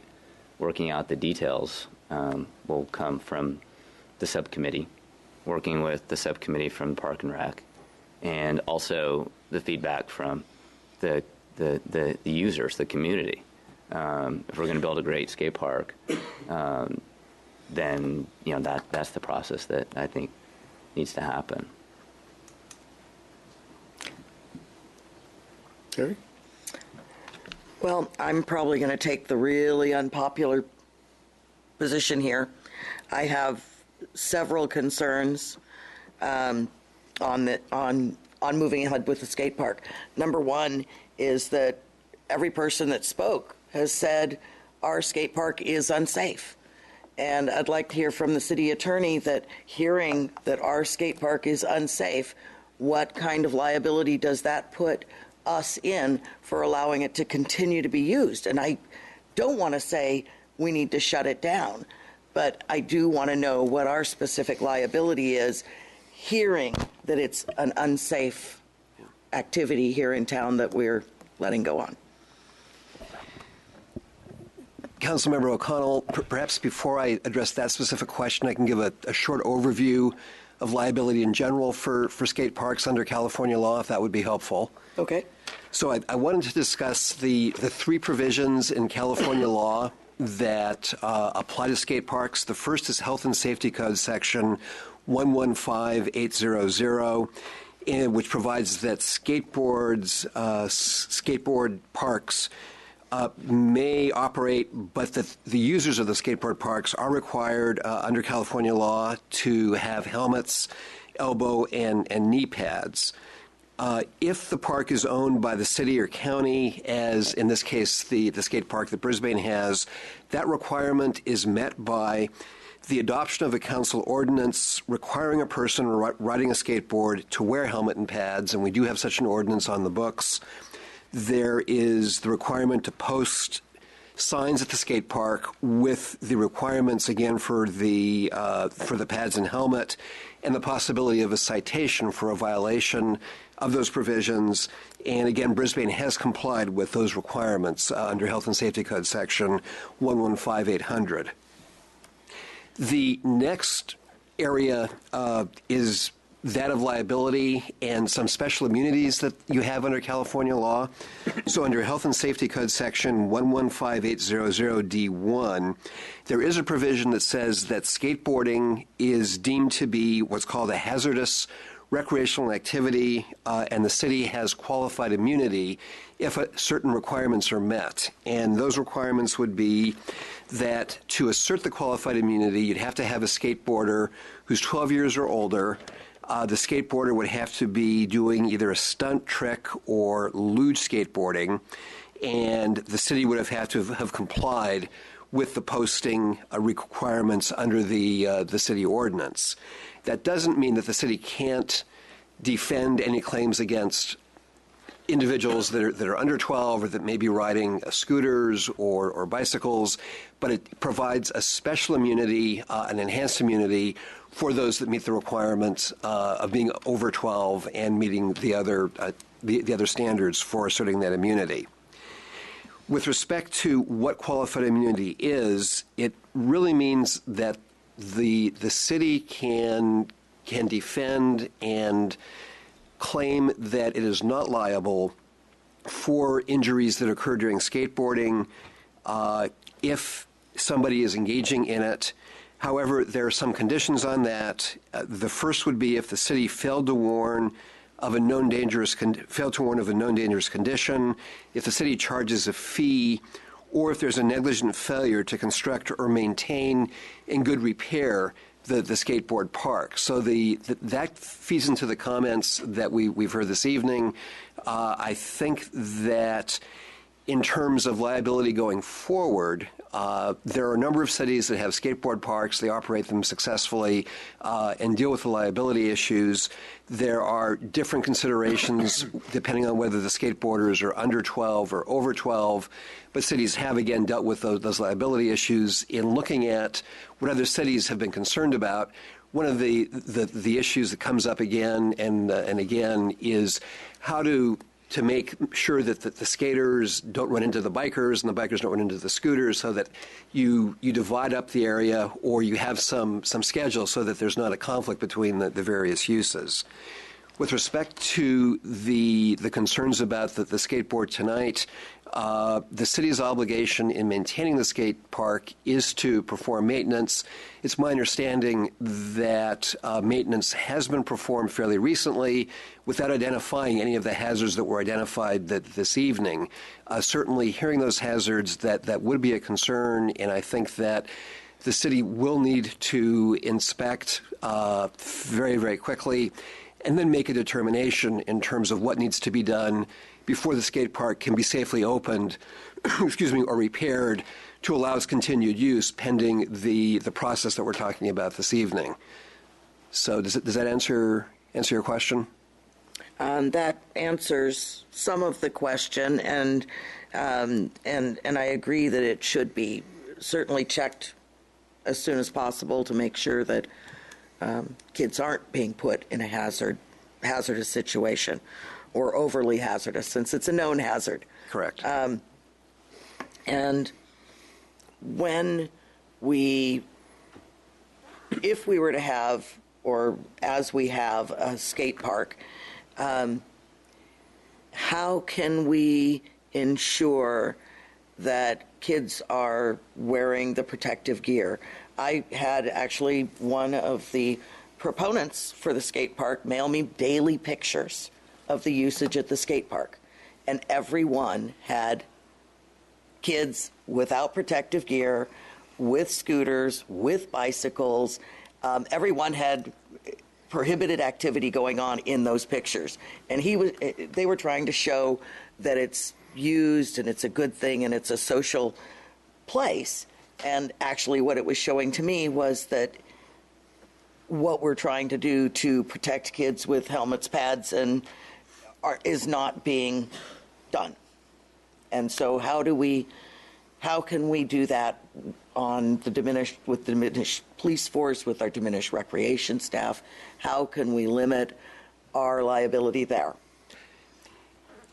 The liability doesn't change as long as the city has the ordinance requiring the wearing of the pads, and as long as the site is posted and indicates that pads and helmet are required and that there's the possibility of a citation for noncompliance, then the city is protected under state law. We don't have an independent requirement to either station somebody there or to issue citations for noncompliance with the the ordinance requirements. Now, cities take different approaches. I mean, some cities only post the signs and comply with state law by doing so. There's other cities that have taken a more aggressive approach and will either have park rangers, depending on the size of the city, or law enforcement stop by unannounced at various times, and if people are not complying with the pads and helmet law, then issue a warning or a citation, depending on whether it's the first or second violation. But that's really a policy decision for the city involving the law enforcement department and the city resources. Okay. And then on our flow chart and what we're really being asked to do here, I know this has been discussed in subcommittee, and it's been discussed at Park and Rec level, but it seems that the first approved skateboard project process, where we're looking at putting out an an RFP for various sizes and various configurations, seems that we would want to have that somewhat scaled down to this is the area we have, rather than spend more looking at multiple different types of sizes of projects. I think we'd want to know what that project is and have an idea of what kind of pricing earlier in and how many kids we're really going to serve for that price. I'm not sure that's for staff. I think that's more discussion. Yeah, okay. Well, I'm just saying the clarity on the RFP, what the RFP is. RFP is a request for proposal, but what the intent of the RFP is? Right. The intent of the RFP is to hire a design firm to help us figure out what the best configuration of the skateboard park would be. Right. There's the possibility of staying within the current footprint of the skateboard park. There's a possibility of expanding it to the borders of the city-owned property, moving it to the sidewalks on the other side, moving it further towards the building, to whatever side to the east. I got that because I know that the bay is over there. I am directionally challenged. The other question is, if we were to include and to move the basketball court a little bit and increase the size, would that better serve our community? The issue has come up a number of times is could we create a slightly larger size skateboard park on that site, and what additional elements could be put in? What would be the cost of those elements? This has come up with, the conversation has been, do you move the skateboard park down and you create a run, along Old County Road? So we're just trying to, at this point, get as many ideas on the table as possible and see what the benefit of it is. What we may find out that, by increasing the size to the border, you may not really be able to get any more elements in. You may not be able to get any more of a run in there. Whereas if you shift the basketball court, and I don't know what the additional cost would be, shift the basketball court slightly, you might be able to get a better skateboard park for an amount of money. I don't know what that is. So what the RFP would do is have a designer work with the community, figure out what the best configuration is in those three areas, and bring that back to the joint subcommittee. So the joint subcommittee can then say, here's how we would like to move forward, and then be able to bring that back to the city council. So this initial RFP, what kind of price tag are we attaching to that tonight? We're not attaching any price tag to that tonight. What we would do is we would let the RFP out. We would then get proposals back, and we would see what the cost is. and we would make a determination at that time as if that cost makes sense for what product we would be getting for it. So there is no price tag attached to it at this point in time. And our staff does not have a idea of what a skate park design design review would cost in theory. I mean, do we have an idea? I have estimates as to what it would cost to design a skate park. I don't know if, that depends on how many public meetings the subcommittee is going to want. It depends on how many meetings that they anticipate that person or that firm to come into before different bodies. The cost for a design could range from $7,000 to $10,000. But, the other question is adding the construction documents, which would be for later on, would be an additional cost. So it would be better before we say here's a cost at this point is to find out what the design firms are willing to propose. At this given right now we have $7,000 left over from the playground process. There's also been money that the Teen Services Subcommittee has recommended to the City Council that money that was originally used for the teen center be put towards active recreational activities for teens. And I don't think I'm speaking out of turn for the Teen Services Subcommittee. They see this as an active recreational activity for teens. So we do have money set aside for a project like this, but without knowing exactly what we're going to get from the design firms, I don't know what that dollar amount is.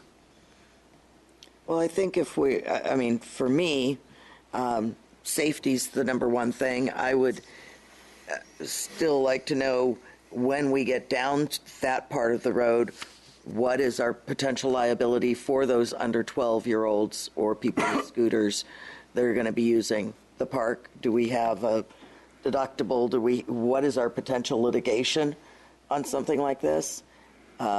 If there is any ideas that we can have for that. And again, I think that before we ask for it to be designed, we would want to also know a ballpark on what a completed,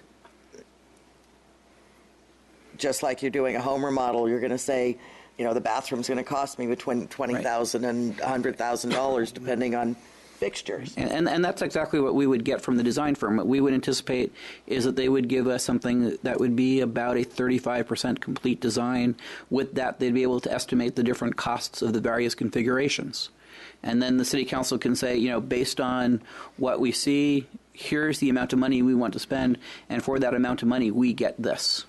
So that's exactly what we're trying to get to, is giving you that estimate. That's what the process is designed to do, is get to that, and that's part of the steps. I understand that. I just think that we should go in with our eyes wide open and say we're looking to, step one's going to cost us $7,000 to $20,000, and that money's in the budget and it's a good use of that money. And I think we should look at that and say, that's what our anticipation of spending to begin with. Whether we're able to follow it through with a $100,000 to $500,000 skate park is going to depend on budgets and allocations and what the community comes up with and what the design firm comes up with. But I think we all need to walk in with our eyes open as to that's what something like this could cost or could potentially cost. And how many kids, I know there's been a lot that have come to the meetings, and I thank the kids and the parents that have come tonight, who's going to be the ultimate users of this park, and is it going to serve a broad enough group of our community to be worthwhile to put a big chunk of recreational dollars? And that's a big chunk. It's been compared to the swimming pool, and when you do that and compare it to the swimming pool is going to serve a lot broader section of the community than a skate park. Right. I would probably compare it more to something like maybe an after-school program where we serve 30 to 40 kids on a daily basis, during the school year, whereas this probably can serve that many during the summer. So I think, depends on what the city council, as you said, it depends on what the city council is looking for and the type of service. We would know when we come back in the third green circle as to what the cost that we would see from the design firm. At that point in time, the city council can make a decision that, no, we don't want to go further down the road and not hire a design firm. If at that point in time you say, we do, we're willing to invest X amount to get the design, we would then go out and go through the process to do the design. You would then have basically an engineer's estimate of the overall cost of what they would anticipate seeing. You could at that point in time say, that's more than we want to spend, or how do we work with the community to figure out how to finance that through community involvement, through grant writing, through what projects we have going on. So that would be another point in time that the city council would have a decision-making ability based on the cost. You would then get the bid documents drawn up, and the council would approve the bid project. You would have maybe a more refined engineer's estimate at that point in time. So you'd have another opportunity to look at it. And then obviously when you get the bids back, if for some reason construction prices are much higher at that point in time or much lower at that point in time, you would have another opportunity to make a decision based on how we're doing financially as a city. So there are many points in this to give city council that opportunity. The other thing that the facilities subcommittee was very interested in was getting many points of contact with the public participation. So they really wanted to make sure that, there was opportunity, when the RFP was being reviewed by the joint subcommittee, that there would be opportunity for the public to have input there. There'd be opportunity for the public to, see what the design firms were and have input there. And then, of course, as you're designing it, all the design firms recommend 1 or 2 public meetings with the stakeholders to really make sure that we're capturing the right elements. So not only does it give the city council a lot of control over the process, but it also gives the public and the users a lot of input as to what ultimately gets built. I hope that answers the question a little bit better. Some of them, yes. Thank you. Lori? Sure. Thank you. So I also want to commend all the kids and adults who came out tonight. I think it really is great to see the public participating and to see the users, the kids themselves talking, and it's a great practice for public participation.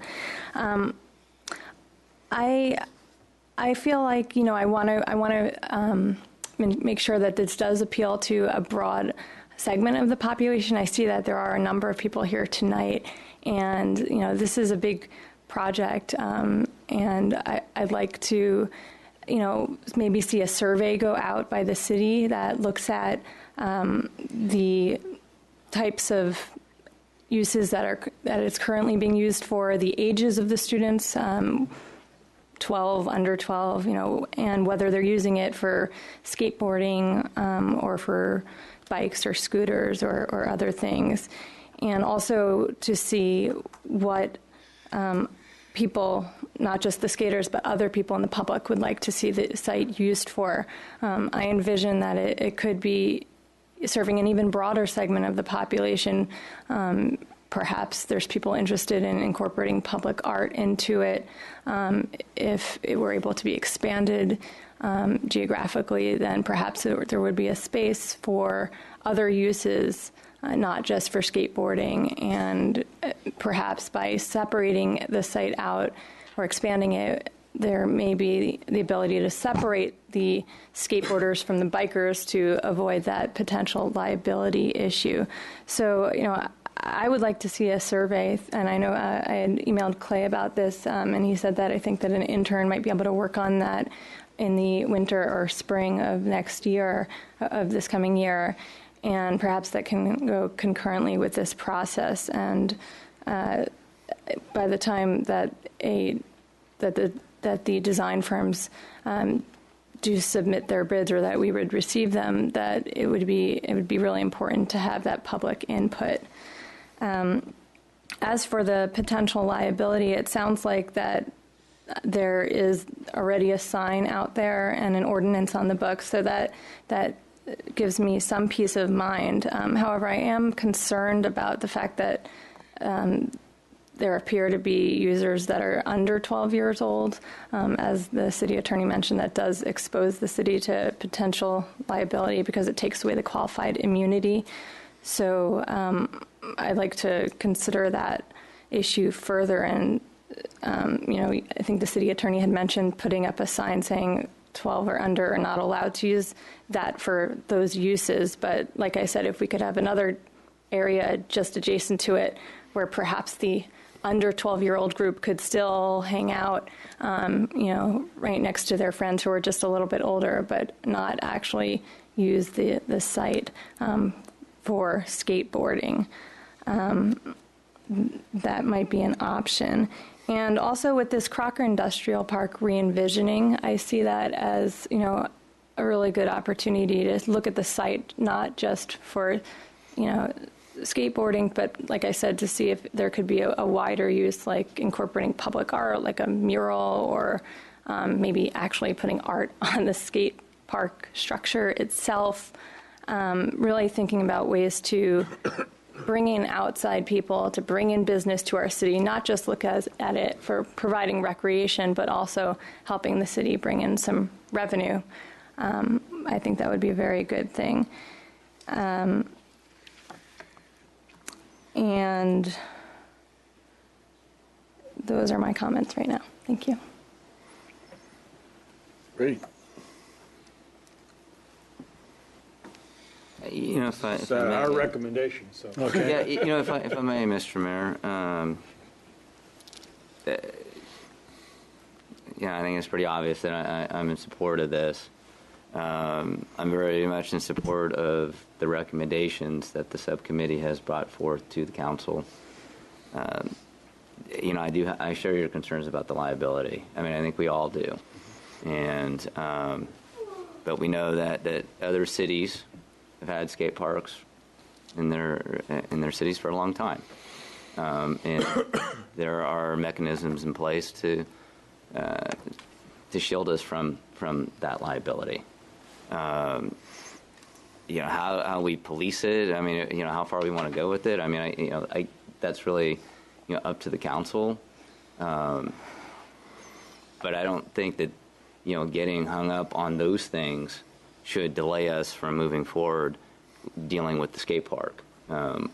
As we've heard, there's some issues with what currently exists. There's been strong support, not just now, but over the last several years, to do this. I think there are certain times when you ask for a survey, when it's a really big project, but I don't feel like this reaches that threshold. We're looking at, if we redid the surface of the skate park, it's about $50,000. We look at, one of the plans that has been kind of floated around, it's about $160,000. We set aside about $75,000 for teen services. We're putting half of that money into programs at Littman and the library. And we got another 35, this kind of, or whatever it is, sitting there. We got $7,000 that was raised by the community. We know that the playground was originally just going to be the play structure. And the swings became part of that playground structure because the mob said, we want this. We'll raise the money, and they did. Actually, they raised more money than what they needed. So I think that we can get the money from the community support, from what we already allocate in our budget. I don't see us really creating additional money for this. I see we've already allocated it as far as giving money for this segment of our community. So I would like to see us move this forward. I mean, you look at this flow chart, there's 5 times that this will come before the council before it would get finalized. So there's lots of bites of the apple for the council to, as a group, to modify it to satisfy, I think, our liability issues, our financial commitment to the project, whatever it winds up being. So, yeah, I mean, I hope we can just, continue the process and keep the community who is really interested in doing this and our Park and Rec commissioners, motivated that this will hopefully be the next project that we do. Yeah, and I think that's what this is a commitment to do that, to move forward. And it definitely is a process. It's not something that's going to happen overnight. It's a time process, just like the playground. Redesigning the playground was a time process, and we actually learned some stuff from that and kind of incorporated that into this. So in regards to the survey, I think, it'd be okay to do the type of survey we do on our newsletter, just to get feedback. It's always good to get feedback to incorporate art or whatever, however we want to do it. I mean, we want to stay fluid from that and figure stuff out. So I think that would be okay to do, Cliff, as far as not a full-blown type of survey, but how we solicit the feedback from the recreation every year, and I think that's probably what you were thinking about, Lori, not a full-blown survey. Right, no, I'm thinking more like the library just put out a survey on, who's using the hours for certain story times, something that's accessible, perhaps an online survey that captures the broad community, not just the people who may show up at a meeting, but we'll give the opportunity for the public at large to comment on. Yeah, and that doesn't necessarily have to be incorporated with this. It would just be part of a process. So it's I think it's okay to do that. All right. Well, what kind of time frame would we anticipate that being then? In this whole thing? No. Doing a survey, because. Well, I mean, what we're charged with tonight is to kind of just approve this process here as it's sitting before us, in somewhere in there, We'll fit it into this schedule. Yeah. Yeah. So it won't delay the schedule. It won't delay it. Okay. Yeah. All right. Then I'm fine. It's just incorporated into it. That's all. Yeah. It's not.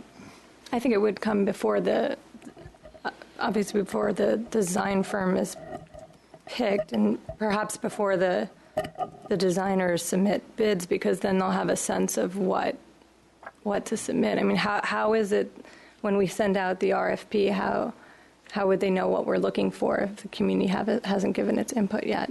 At what point would that? Read lips. I think they already have given their feedback over the last couple of years, plus the Park and Rec Commission. So I think having conversations with 3 or 4 of the different design firms that will probably end up submitting, I talked to them about the idea of adding a public art element and, maybe putting, either doing it through concrete or doing it through, a mural on the half pipe or something. So, and they said that's pretty normal within their scope of work. So I think part of it, we can ask for that as an overall city survey, but I would also imagine some of that will come out during the meetings with the stakeholders as to, how do we go about incorporating those kinds of elements, because you want to make sure that it all flows together in that fashion. And, this is becoming more and more of a normal aspect on how they start designing their skateboard parks. Yeah, public process. Renee, you're about ready to jump out of your seat there, so. Well, I just wanted to let you know we did do a survey, and it was online, and it was when we were seeing about the teen center and we put in the programs, how many people use the teen center, and we brought in about the skate park and what you'd like to see if you wanted a new skate park and everything. And that was, and if I could have maybe Karen or Kevin jump in here, I don't know what else how many people did submit it. It was about, what was it, a year and a half ago we did that survey? Yeah. And we were going to also do one up at the school, but that didn't for the kids and what elements and stuff you have. But that one was on the city website, that survey. And also I want to let you know, there has never been a liability claim since that skate park is open, even in the condition that it is in now. You've never had a lawsuit. So I just want you to take that in consideration. We just want a safer one. We want a cement one. So, thank you. Thanks, Renee. Yeah, I think we're in agreement that, skate park definitely something needs to happen there. We know that the equipment is starting to fail, and we kind of have a plan in place to upkeep it until we go through this process. And I think, I think this process that we have before us is definitely the process that we should go. So that's what the recommendation is, and then certainly entertain a motion if we're ready to move forward. I'll make a motion if there isn't any more, comments by staff and by council. Okay, go ahead. Go ahead. Make a motion, and then we'll... Sure. No, so I make a motion to approve process for design development and potential construction of skateboard park rehabilitation. Okay, Terry, additional comments? Yeah. I'll second it. Okay. I just would like to say that I think that we are remiss in not applying a budget for step one.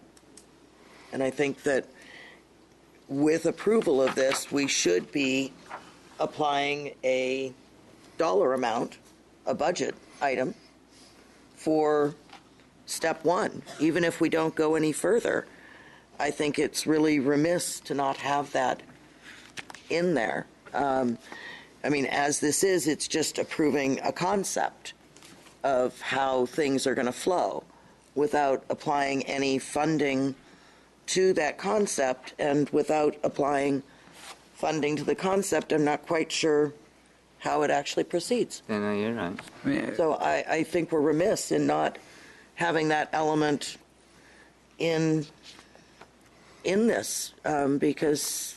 Yeah, Sarah's got an answer for you. I just don't see where it's coming from that way. The estimate that I have, having talked to 3 or 4 different design firms, and to take it through the public process to construction documents, will probably be about $25,000, depending on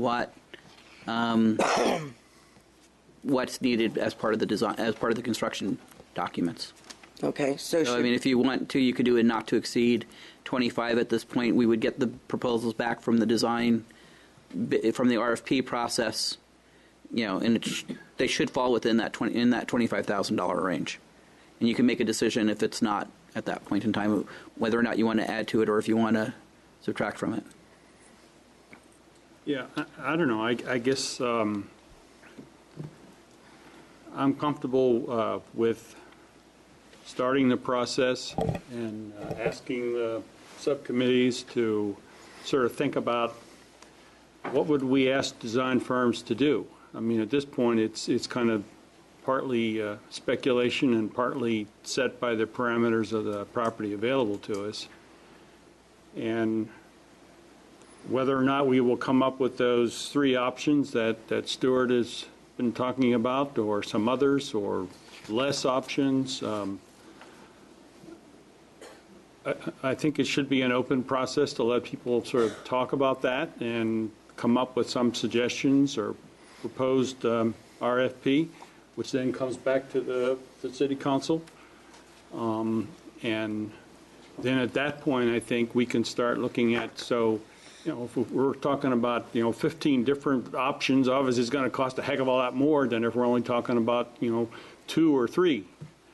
And so to me, it's premature to, we have an idea of the range of what a design process will cost. That's actually in the staff report itself. The more we want a design firm to do, the more it's going to cost, obviously. Mm-hmm. But whether we will want to have an extended process with a lot of options, or whether we want to do something that's simpler, that'll come back for the council to decide. And at that point, then we can say, okay, this is the kind of funding we're looking at, and we'll see what the design firms come back with.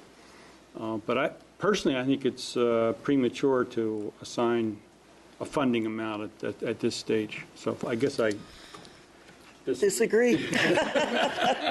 Yeah. Well, are you okay with that, Terry, as far as moving forward? Can I just point out that in the staff report it says that there's no financial impact at this time. We're just simply approving the process to begin, so there would be a request for proposal for design that would go out, and that would be at no cost. And it wouldn't be until a design firm is selected by the council that there would be any cost approved. So I'm not sure where that $25,000 is coming from and what that includes. No, the $25,000 is what the estimate, from what I've heard from various design firms, as to what what the bid will be for the for the design. So we're going to ask for bids, but not approve any bids. No, no. I think what you're going to do is you're going to ask to send out an RFP, and then when we get responses to the RFP, all of those will have costs associated with it. The joint subcommittee is going to make a recommendation as to which of the design firms they're going to recommend, and along with that, the cost to take the project through construction documents. So that's the point in time that you're going to be on the financial hook, that you're going to make a financial commitment to some aspect of this, is when you make an approval of the design firms. Mm-hmm. And you're right, you don't know what that's going to be until you get those proposals back. Right. But even prior to that, the content of the RFP itself will come before the council. Oh, absolutely. That will be instructive as to whether we're asking for the moon or whether we're more reasonable in terms of what we are expecting a design firm to do. Correct. Right. I mean, if you ask for 35 public meetings and 75 different designs, it's going to cost more than having 2 public meetings and 3 designs. Right. Absolutely. Okay. We ready to move forward? We do have a motion and a second. All in favor? Aye. Aye. Opposed? Okay, ayes have it. I have a follow-up. So we've got the approval of the process, but I'm becoming real concerned about the current maintenance of the current facility, and we keep getting different reports, which is what's confusing to me. Some people go out there and say, oh, it looks fine. Other people go out there, like the skaters, and say, boy, there's all kinds of problems. And so could we get some kind of really more careful evaluation of what really is the situation? Maybe you could come back at our next meeting with a report. Okay, what is exactly the maintenance situation, and what exactly are we doing? And because I'm feeling a little bit uneasy about what the current condition is, and we certainly don't want to be declared as negligent. So I think we need to do something more proactive. Yeah, I share your uneasiness. Stuart and I exchanged a note during the meeting tonight. What I think we're going to probably want to do is have the maintenance person we've hired to go out there and do routine maintenance actually meet with some of the users and maybe some of the parents of the users and really identify currently what issues exist out there. And so that those can be addressed. So I think we'll try to get that dialogue going, and then we can report back to you at the next meeting. And I assume correct anything that's correctable immediately. Absolutely. Okay. Kids, you can go home. Nice job. Okay, item B. It was 5-0. Yeah. All right. All right, item B under new business, which is approval of resolution 2013-41, 2013-42 in order to amend benefits and pay schedules for hourly staff of City of Brisbane.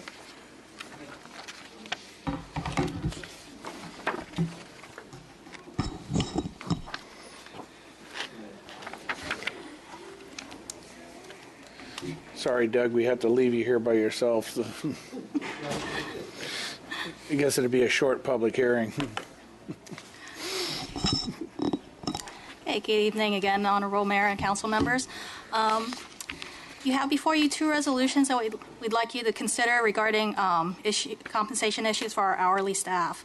I apologize, my staff report was a little bit short on information. I'd like to go over in more detail a little bit more about the background regarding how we provide benefits to part-time employees, as well as a little bit about the salary history. So as you know, we're currently in negotiations with our other bargaining units. However, the hourly staff is not a collective bargaining group. Therefore, things that happen in terms of their compensation is done by resolution. There are two issues that we'd like to have you consider. One is in regard to health benefits. Currently, the way we do health benefits, we provide for a certain number of employees, part-time employees that have a set schedule that is budgeted on an ongoing basis. We offer them benefits on a prorated basis. Usually they work anywhere from 25 to 30 hours a week regularly throughout the whole year. And the way that they receive the benefits is that we pay based on their percentage of time. We pay that percentage amount towards their benefits. For instance, for a person that works 25 hours a week, that's usually about 63% time-based. Therefore, we'll pay up to 63% of their benefit cost. With the new Affordable Care Act coming into play, we now have a requirement for certain part-time employees that average 30 hours per week on a regular basis. And for such employees, during their measurement period, if we measure them that they do have that 30-hour average, we're required to give them health coverage, at least at the single coverage for themselves. This contradicts what we currently do right now with the part-time employees that work less than 30 hours a week. So what we're recommending in terms of going forward with implementing this part of the Affordable Care Act is to do a couple things. First of all, for the people that currently receive prorated part-time benefits, there are 3 people who are eligible. However, only 1 person is taking advantage of it. We'd like to grandfather that person in so that she doesn't have any adverse effect, and she'll continue to receive a percentage of benefits coverage at her percentage of time worked. For everyone that becomes eligible as of January 1st, however, we want to meet the Affordable Care Act requirements, doing the initial coverage of covering employee at the single rate at the Kaiser rate for those employees. We have approximately about, on a regular basis throughout the year, anywhere from 65 to 80 employees on a part-time basis. Out of that, we estimate about 8 to 10 people would become eligible over the year. The second part is in regard to the pay scales. Again, as we are in negotiations with the other groups, there's a letter of understanding that currently exists for most of the bargaining units, which will expire at the end of this year. At that time, there is a pay decrease of 1% that those employees receive that will expire, and those pay scales will automatically go up 1%. That doesn't happen automatically for the hourly employees, again, because anything that happens to their pay and their compensation is done by resolution. So we're requesting that in light of the 1% for the other employees going back up at the end of the year, that we do the same for the part-time employees as well. The estimated costs that we're looking at, again, in terms of the part-time employees for the benefits, could be, if it's approximately 8 to 10 employees eligible, could be up to $89,000. I do want to note that even though we offer the benefit to them, there's a chance that they may not accept it because they may have benefits through another job or through a spouse, so that liability may be lower. The fiscal impact of a 1% increase to the hourly staff would be estimated to be an additional $7,000. And be happy to answer any questions. Council questions? Ray? I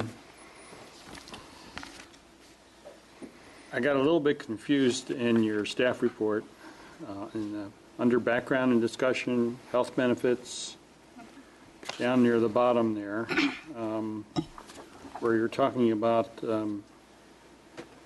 as the implementation of the Affordable Care Act is still a work in progress. See that down near the end there? Yes, that was the staff is recommending doing the initial what? Again, I apologize because I got my staff report unfortunately went forward and I did not catch that mistake where I didn't finish that. What we're recommending is doing the initial requirement of providing the single coverage for employees, for part-time employees that are eligible based on the Affordable Care Act hours. Okay, and then it says we have one employee that is in the current program. Correct. Current health benefit program, I assume. And do not want her to be adversely affected, and we recommended grandfathering the person, but I don't see anywhere where that gets implemented. How are you going to do that? That's our current resolution that we have for part-time employees. Yeah. It is, I'm trying to see here.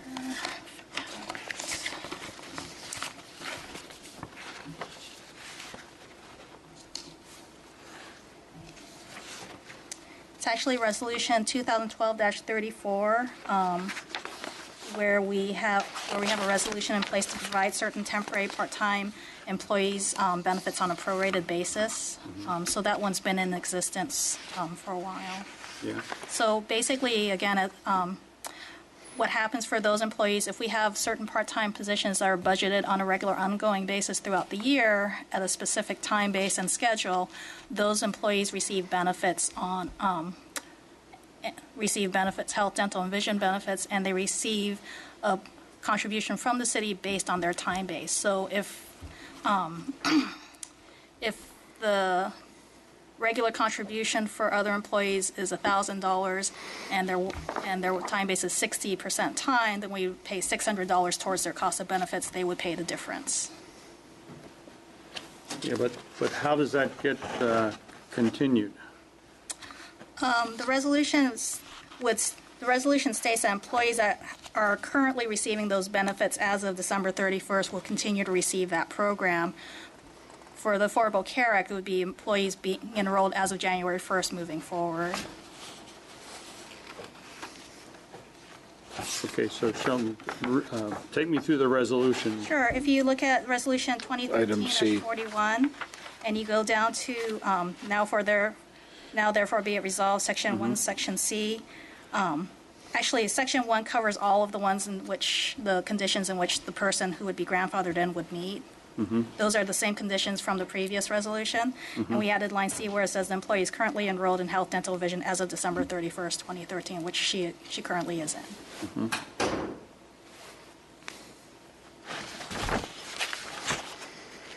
Okay. And then you'll see further on Section 2, it shows where the base rate is in terms of what the contribution base would be based on. And again, her time base would be multiplied times those base to be what the city would contribute towards her coverage.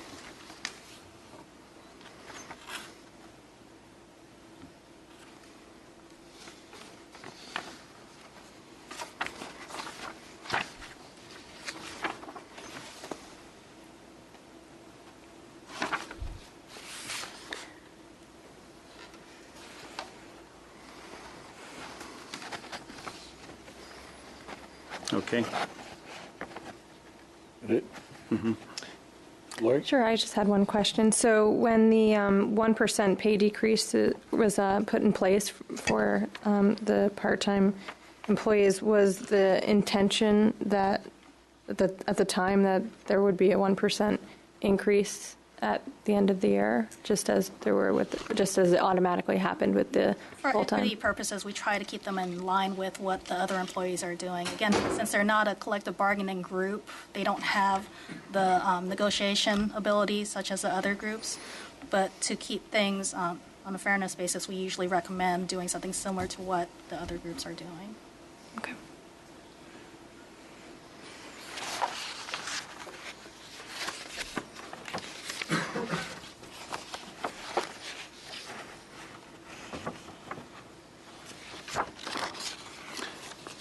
Clip? I'm good. Barry? I just like to say that, when I read the initial staff report, I had a couple questions on how it was implemented, and talked to Maria and got it clarified in my mind on what this really was meaning.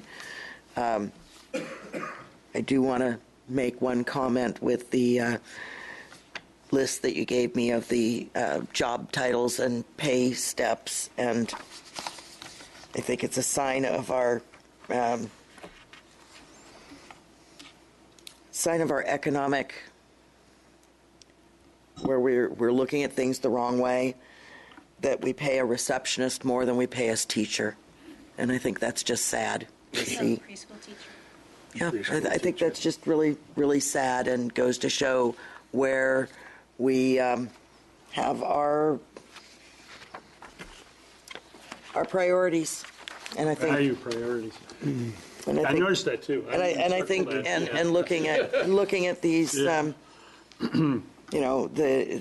pay scales and what people do and how important they are to our community, it's disappointing.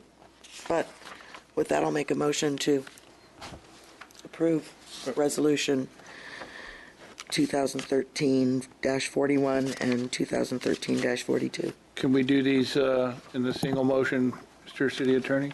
Yes, okay. Second. Motion and second. All in favor? Aye. Aye. Oh, I'm sorry, I meant to say aye. Yeah. Thank you, Maria. All right, that brings us to public hearing, which is consider introduction of ordinance number 583, amending chapter 15.04, adoption of construction codes, chapter 15.08, organization and enforcement, and chapter 15.44, fire prevention code, and repealing chapter 15.41, abatement of dangerous building code in title 15, buildings and construction of the municipal code. Staff report, please. Yes, thank you, Honorable Mayor, members of the council. Every 3 years, the state of California publishes a new set of construction codes.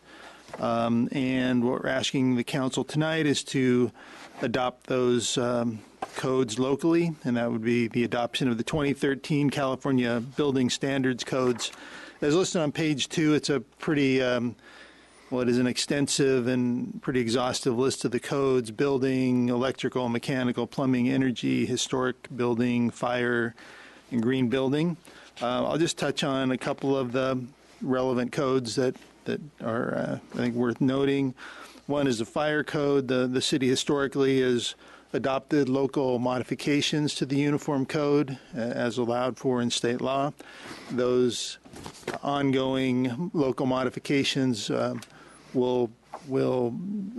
just in part of this current ordinance adoption is recommended this year.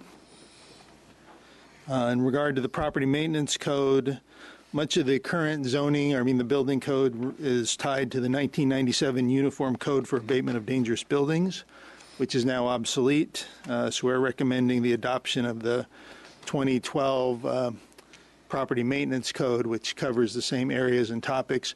You'll notice that a lot of the text in the red line version of the code was significant language was stricken out related to dangerous building abatement and whatnot.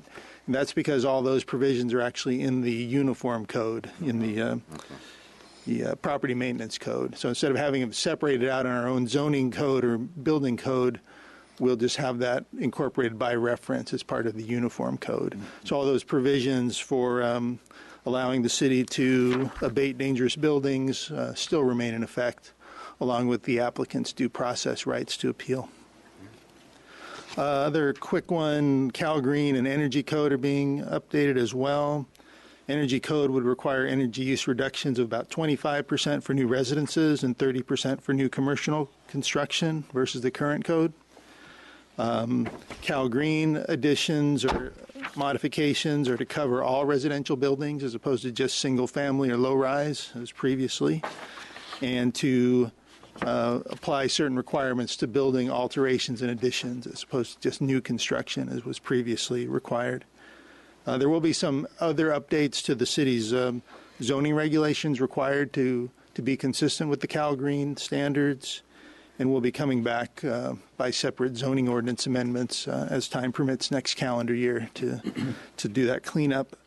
Lastly, the city has been engaged in a green building ordinance update process, and there are a lot of moving parts with the state code has led to both LEED and Build It Green to be looking at updating their standards, which have not been published yet.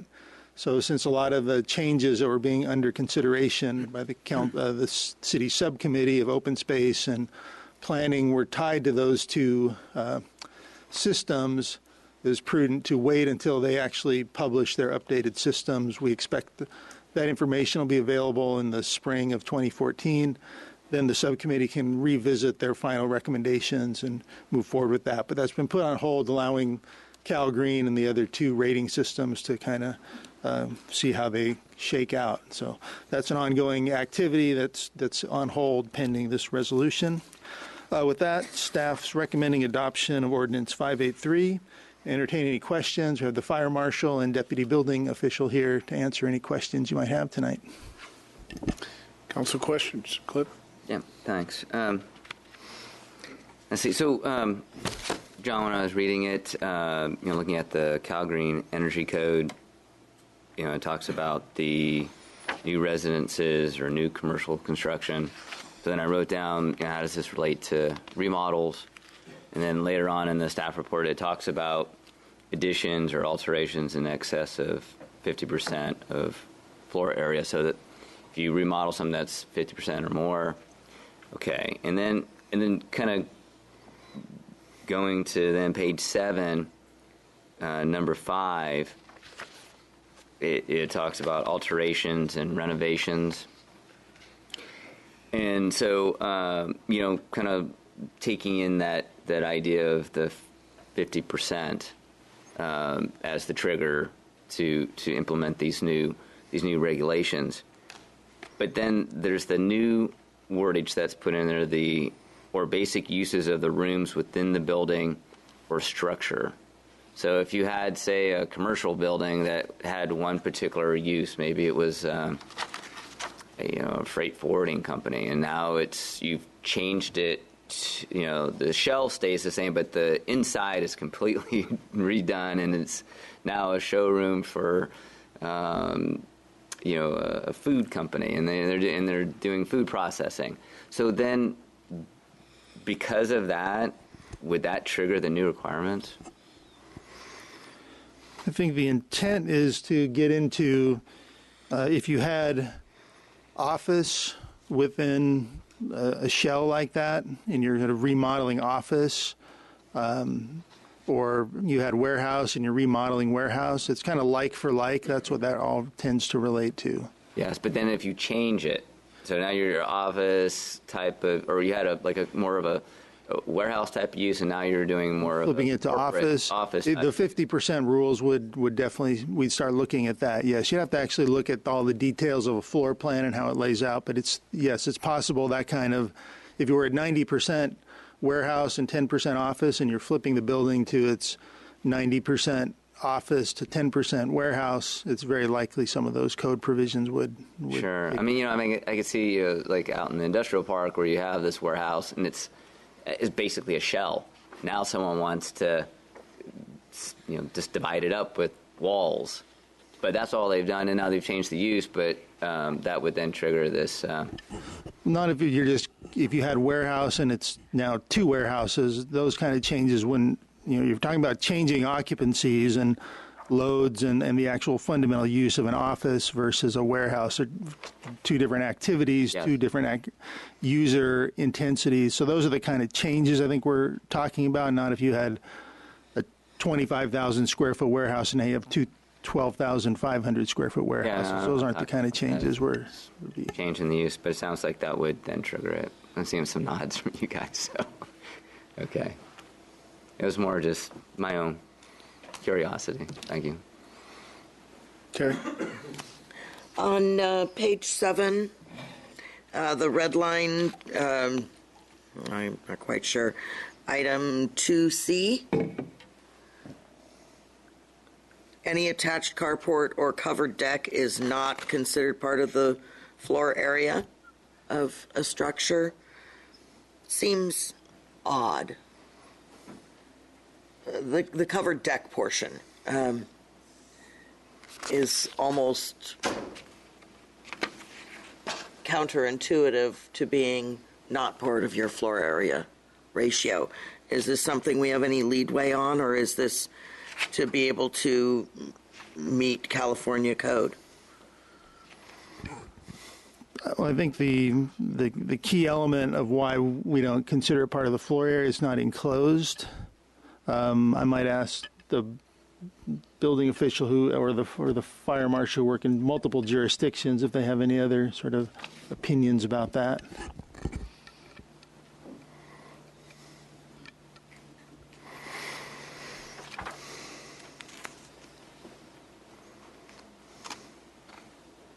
Honorable Mayor, City Council. Doug Ryder, Deputy Building Official. The determination of floor area is actually developed by zoning code. Some cities vary. Open decks don't count as floor area. Put a roof on it, it counts as floor area. It doesn't. It's not in the building code. Certainly, when you put walls up, the building code triggers them to be included as the floor area in a building. To get back to Cliff's question, if I may skip back, if you're taking a B or an S occupancy, which is your storage, your warehouse, or an F1 with a fab shop, and you're turning it into a church, we've had a couple of occasions where we've looked at plans with that concept to be done here in Brisbane. That increases the occupancy load to an A occupancy, which triggers all kinds of crazy things. Gotcha. The Green Building Code triggers on all residential remodels, additions, and what have you, is not applicable to repair, say re-roofs and heating and the like, or heater replacement. But those elements need to meet the current energy code when you're doing them. So some of that floor area concept, the definition of the 50% had to do with whether or not you're triggering fire sprinkler. And we've looked at a lot of those and road improvements and a few other things that we have here in order to trigger it. And so we took out the valuation issue and put straight floor area into the code to make that change, to make it pretty clear, one way. Makes sense. It's easier. Yes, easier. But I'm not sure that quite answered my question of any attached carport or covered deck not being considered floor area. Okay, Rich Johnson, Fire Marshal. Basically, we're looking at habitable areas, especially when we look at residential and even commercial. Is it intended for human occupancy? Carports are not. Detached garages are not. If it is enclosed, then you can argue that it's habitable. So from the fire's perspective, we look at habitable spaces. And then also, if you look at it, it says if anything under 6 feet is not considered. There are several qualifications in there, but it's a habitable space and an open carport is not.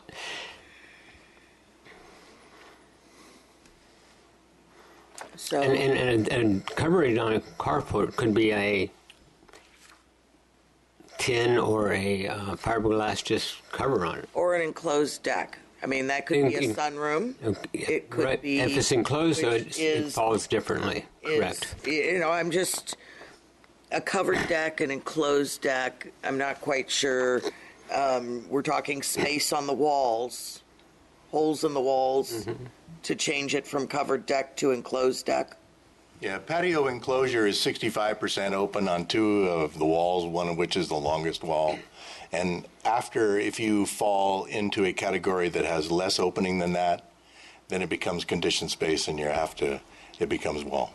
Okay, because there's 4 walls around an open courtyard, and that's come up in questions that, is that walls? But I don't want to ask you that here. I'm just asking on item C, the covered deck portion is, are we locked into that item C in changing our code? The answer my hearing is we don't have to use this exact language. That's what I'm hearing, right? It's true. Or is that covered under our zoning instead of under this section? I think what we're trying to do is basically formalize practice and current interpretation so it's clear for everybody from here on out. The net effect, if you want to scratch this language, is all you're doing is if someone has a covered deck or a carport, now you're reducing their amount of square footage they could conceivably add before that kicks in all the new code requirements. So that's the implication of if you eliminate this restriction, then decks or carports would count against somebody, and then they'd to where that whole 50% rule, this is all deductions from the 50%. So the net effect of this would be to be more restrictive on people's abilities to do additions before they're kicked into full compliance. So that's the net effect if you were to change that interpretation, or change this language rather. I think we should leave it. I think we're probably misinterpreting it, you know. I might be.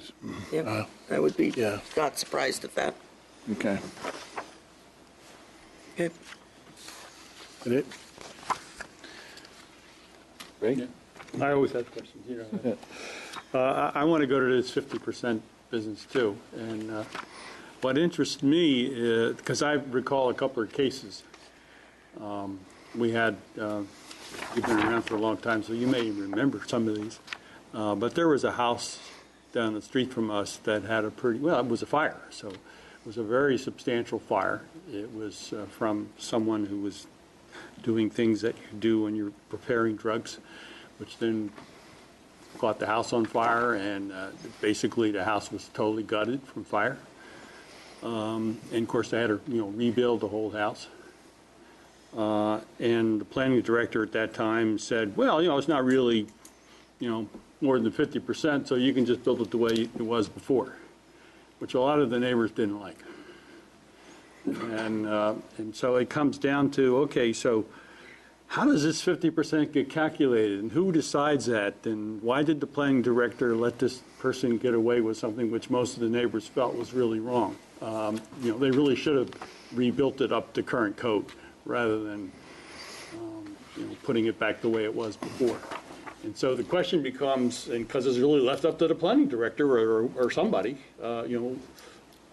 when you reach the threshold of 50%.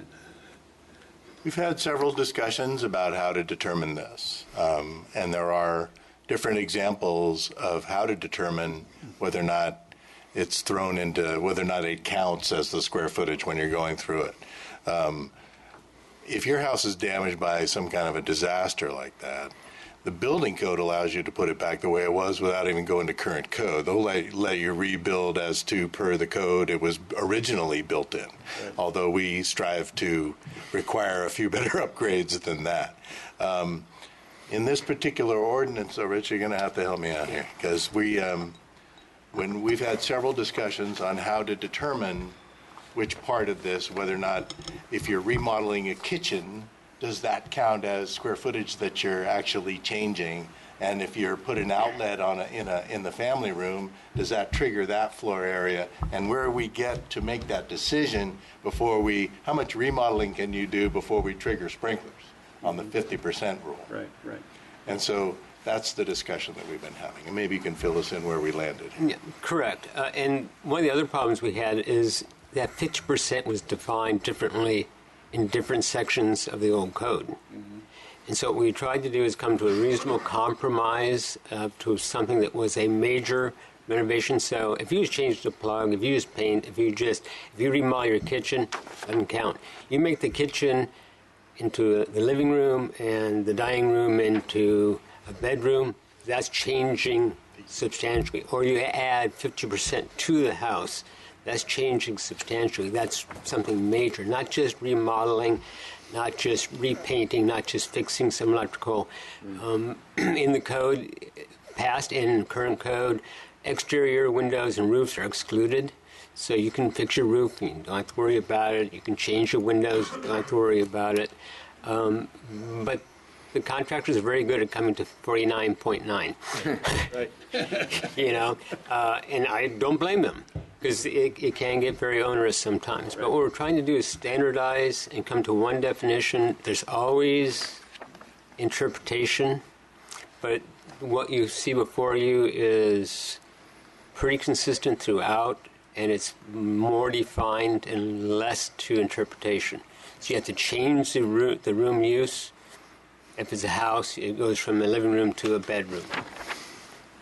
You take the bathroom and the kitchen, you switch them. Those are substantial. You remodel the kitchen, no big deal. The issue of the destroyed house and whether the building code allows you to go back, that's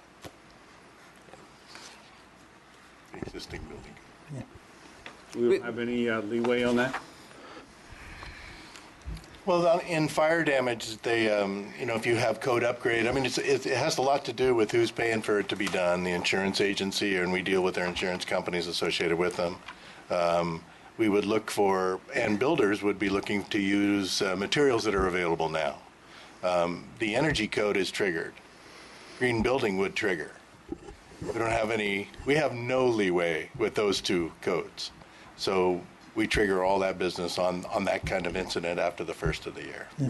So, and through the chair, if I could, the question of we are looking at here is the building code provisions. There are other non-conforming provisions in the zoning code that do speak to allowing the replacement of a non-conforming facility that's destroyed by basically natural disaster to its previous configuration. Natural in quotes in the case I'm talking about. Yeah, and that may have been part of the issue here is we have building code provisions we're talking about, but there are other zoning provisions that are would allow for the reconstruction. It may be to a code standard that's higher, but it could allow for the reconstruction of a non-conforming building to its previous size or setbacks, whatever it might have been at the time.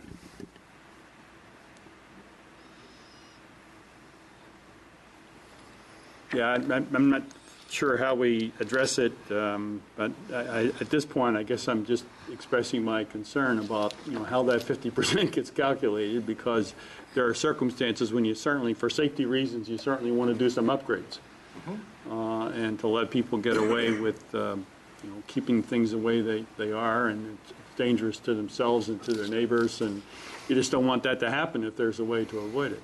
well, certainly the materials that would be used at the rebuild are going to be the most modern materials that are available.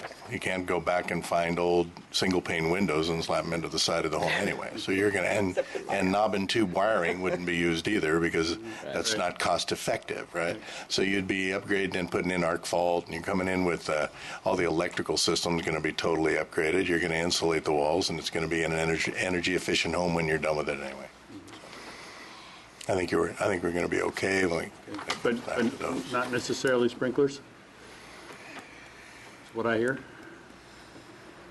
Not necessarily. If it can go back to, excuse me, not necessarily. If the code says it can go back to as-built, sprinklers would not apply then. Right. It wasn't a we would love use to. of any of the area. We would love to. Because one of the things I noticed, which is related to this, is when we're still talking about this 50% modification, we're talking about fire protection at the bottom of page 7. And then it says, all the reasons that, conformity. And one of the things it says, the modification does not create any new or increase hazard to the health or safety of the occupants of the existing building or structure, which sounds fine. But then I'm thinking, so what about the neighbors? Says nothing about that. I mean, and the reason I'm thinking about that, there are a lot of houses in central Brisbane where, there's no setbacks. There are houses that are right up against each other, foot or two. They got fireplaces, all sorts of dangerous things. And yet we don't say anything about taking into account the consequences for neighbors if the place catches on fire. Well, this is how I would play out a scenario with if there was a significant remodel to a building that had less than, well, originally the city was built with some pretty minor setbacks. That's very true. And then the code used to be 3-foot setback for fire protection and unlimited opening in residential construction. They increased it to 5 feet back in 2007. And now you have 1 hour construction of the wall less than 5 feet. You're allowed 25% openings between 3 and 5. They've complicated the issue quite a bit with the codes. Right. So with what I do with an existing construction, if you own a home that has currently windows located in an area where windows aren't allowed, I would allow you to maintain those windows and do the maintenance on your window and keep your window. I'm not going to eliminate them. Can't enlarge them. You can certainly make them smaller because that makes them safer. You're not increasing the danger level by replacing the current windows in their current location. We would lose stairs that are between properties that are in the required setback. we wouldn't be able to exit half of the homes in Brisbane, built on the side of the hill with a wooden stairway. We try to get non-combustible materials, stair on grade, go with those elements when we're working with stairs in this town. But as far as on a re-roof or trying to get a spark arrestor, I try to touch all the issues that you were talking about. Particularly, we wouldn't be moving a fireplace from its current location.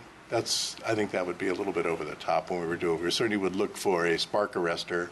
Any modification to that fireplace is going to eliminate it from the Environmental Protection Agency, and the county has put a restriction on fireplaces, so you might end up with a gas appliance, decorative appliance that has no hazard to your neighbor. Yeah, well, I guess what I was speaking to is, why can't we add, to the neighboring residences to this particular alternative here? I think unless take that into account. Maybe that's up to the council's pleasure, unless anyone has an objection. I don't see it. If we're going to start doing rewrite, we need to send this to the subcommittee. Well, that's okay, but my question now is, can we do that? Well, the state code has this chapter 34, and in the residential code, there's also an existing building section, code section. Right. And it allows you to maintain your building, your ownership of your building in its current location, and as long as you're not increasing the risk to your neighbors, you're allowed to maintain your property in its current condition. And that is state code, and by being state code, state law.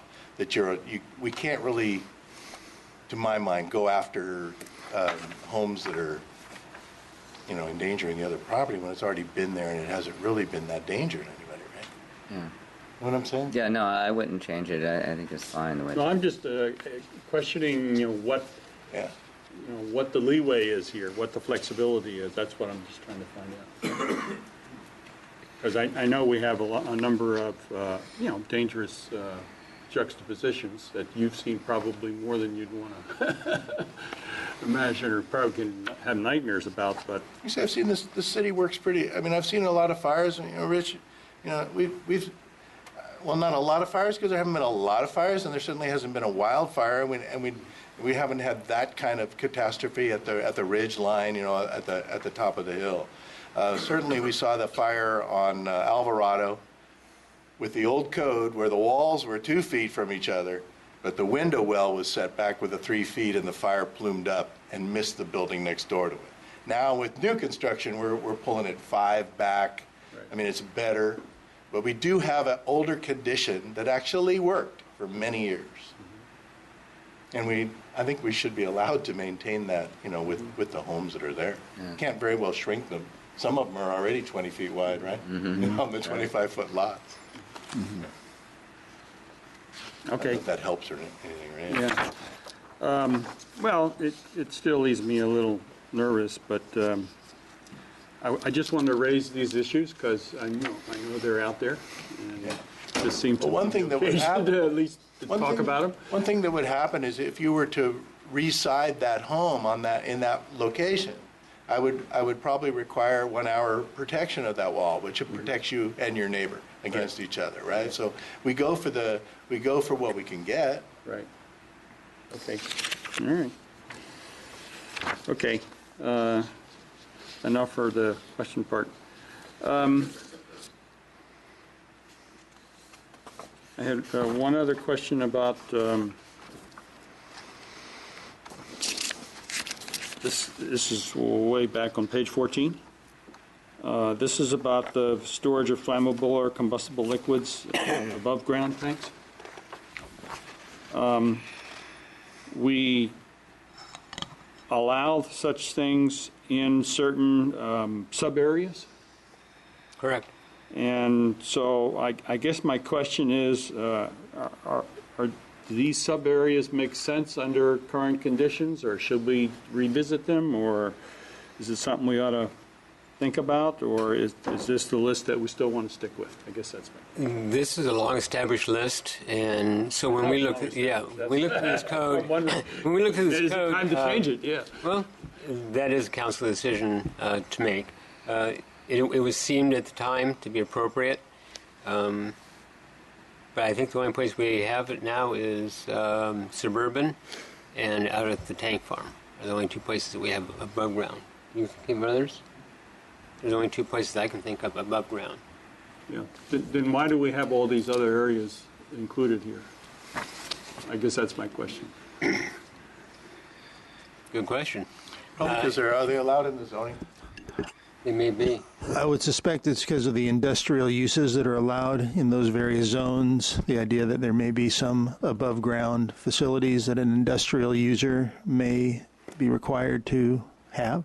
That would be my assumption.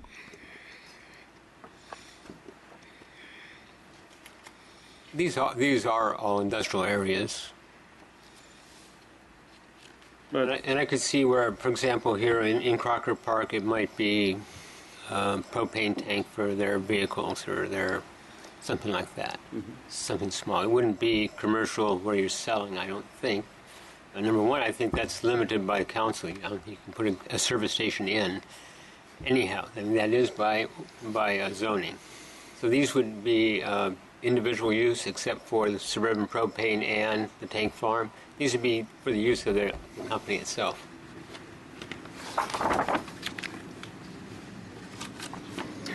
Okay. Enough of my questions for now. Thank you. Lori? Sure. So I had two questions. Oh my God. On page 12,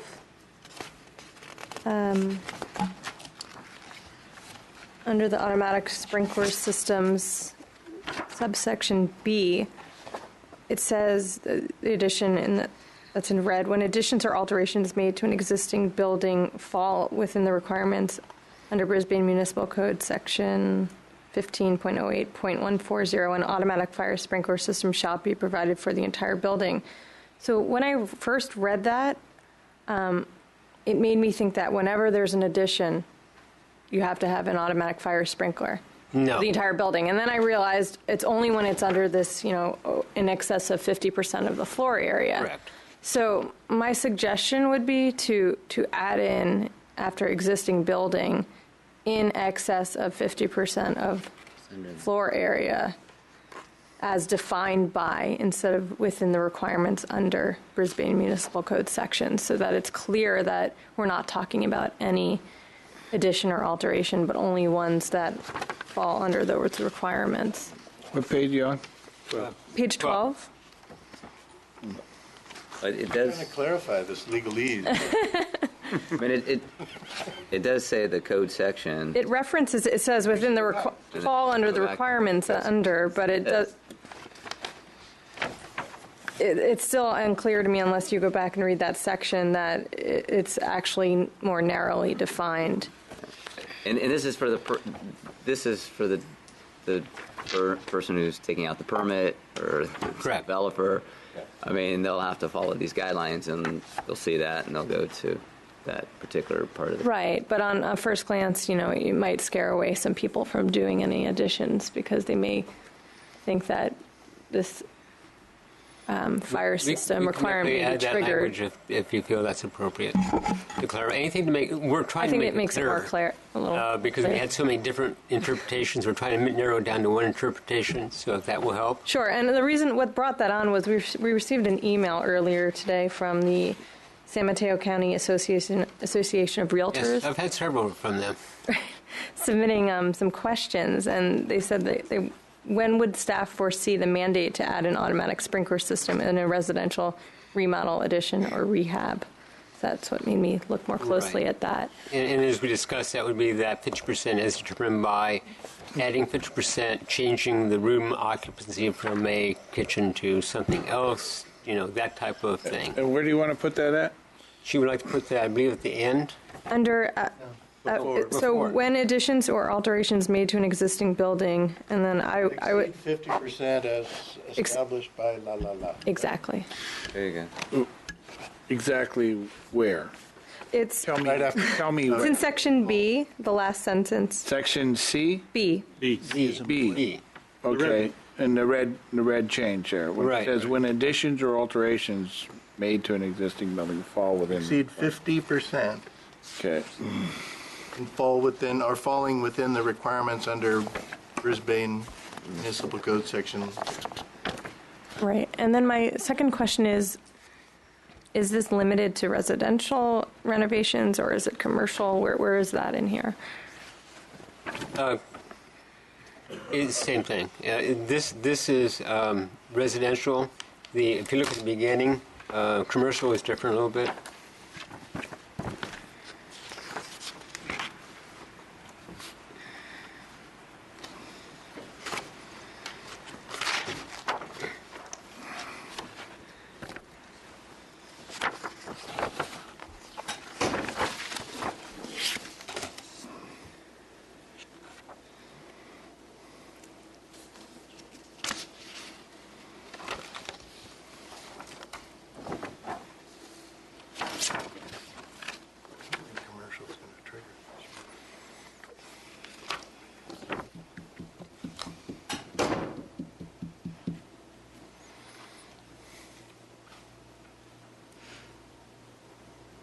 So if you look at on page 12, number 1, for all occupancies except for R3 occupancy, any new building or structure regardless of size, blah, blah, blah.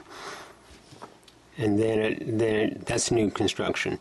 For R3s, any new single family, then you get down to B, and it talks about existing construction in R3s, which are homes, single family homes. So it doesn't trigger in commercial for remodels and things like that. The occupancy group in commercial may trigger sprinklers. Right. Based on its hazardous materials or the type of occupancy that it is. If it's, a change of occupancy, sprinklers would be triggered by an A occupancy, let's say. What's an A occupancy? Oh, assembly. I'm sorry. It's an assembly. It's a very high, that's the highest concentration of load and number of people in the square foot. Okay. This room is an assembly room. Okay, got it. Warehouse is very limited Right. to the number of people that are in it, Right. in theory. Right. Okay, got it.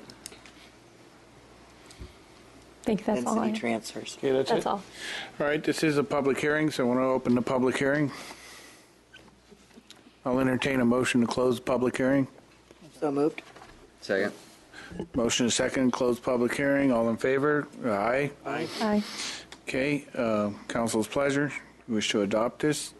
Entertain a motion for ordinance number 583 as amended with some language on page 12. So moved. Second. Any further discussion? All in Yep. favor? Could I? The only thing that, a couple of concerns, I just want to articulate them on the record. This 50% determination, is there any appeal process for that?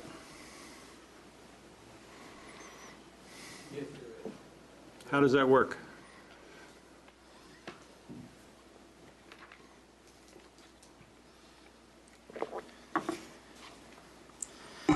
As required, generally we would meet with whoever is the appellant, discuss the facts as we see them. If that doesn't satisfy them, they can meet with the chief and fire prevention, and it can always go to a city manager, then of course to council. Okay, so, but are these determinations published in any place? Or, I mean, you can obviously, the applicant or a contractor, what have you, we're going to know about it. They would be, Residents yeah, or- they would be noted on their plans as submitted as corrections or requirements for construction, so they would be conditions of approval. Right. So they would be noted there. How else would other people find out about it? Generally, they wouldn't. They wouldn't. No. Public record. It is public, but nobody ever in the past So has there ever. are no notices or anything given? There's no notice procedure for a building permit, so no, we wouldn't notify the neighbors or give them any, I mean, anything that's submitted to the city is public information, but there's no noticing for somebody who files a building permit application. Unless they grant a variance or asking for a variance. Well, then it would And be the- the planning commission. Right. Yeah. Okay, no, I just wanted to make clear that becomes an issue sometimes, on occasion. And so that's a concern.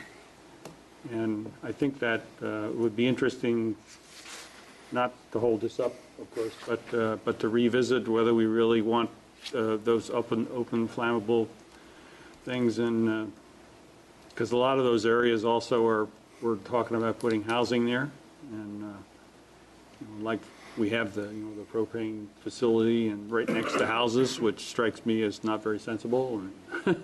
So I think maybe not to change it now, but to revisit it at some point. I would think the zoning would change substantially and not allow that, even though we're in the general area included. I think the zoning for housing would preclude that. Right. But definitely, if you like. Okay. Those are the concerns I wanted to raise. Okay.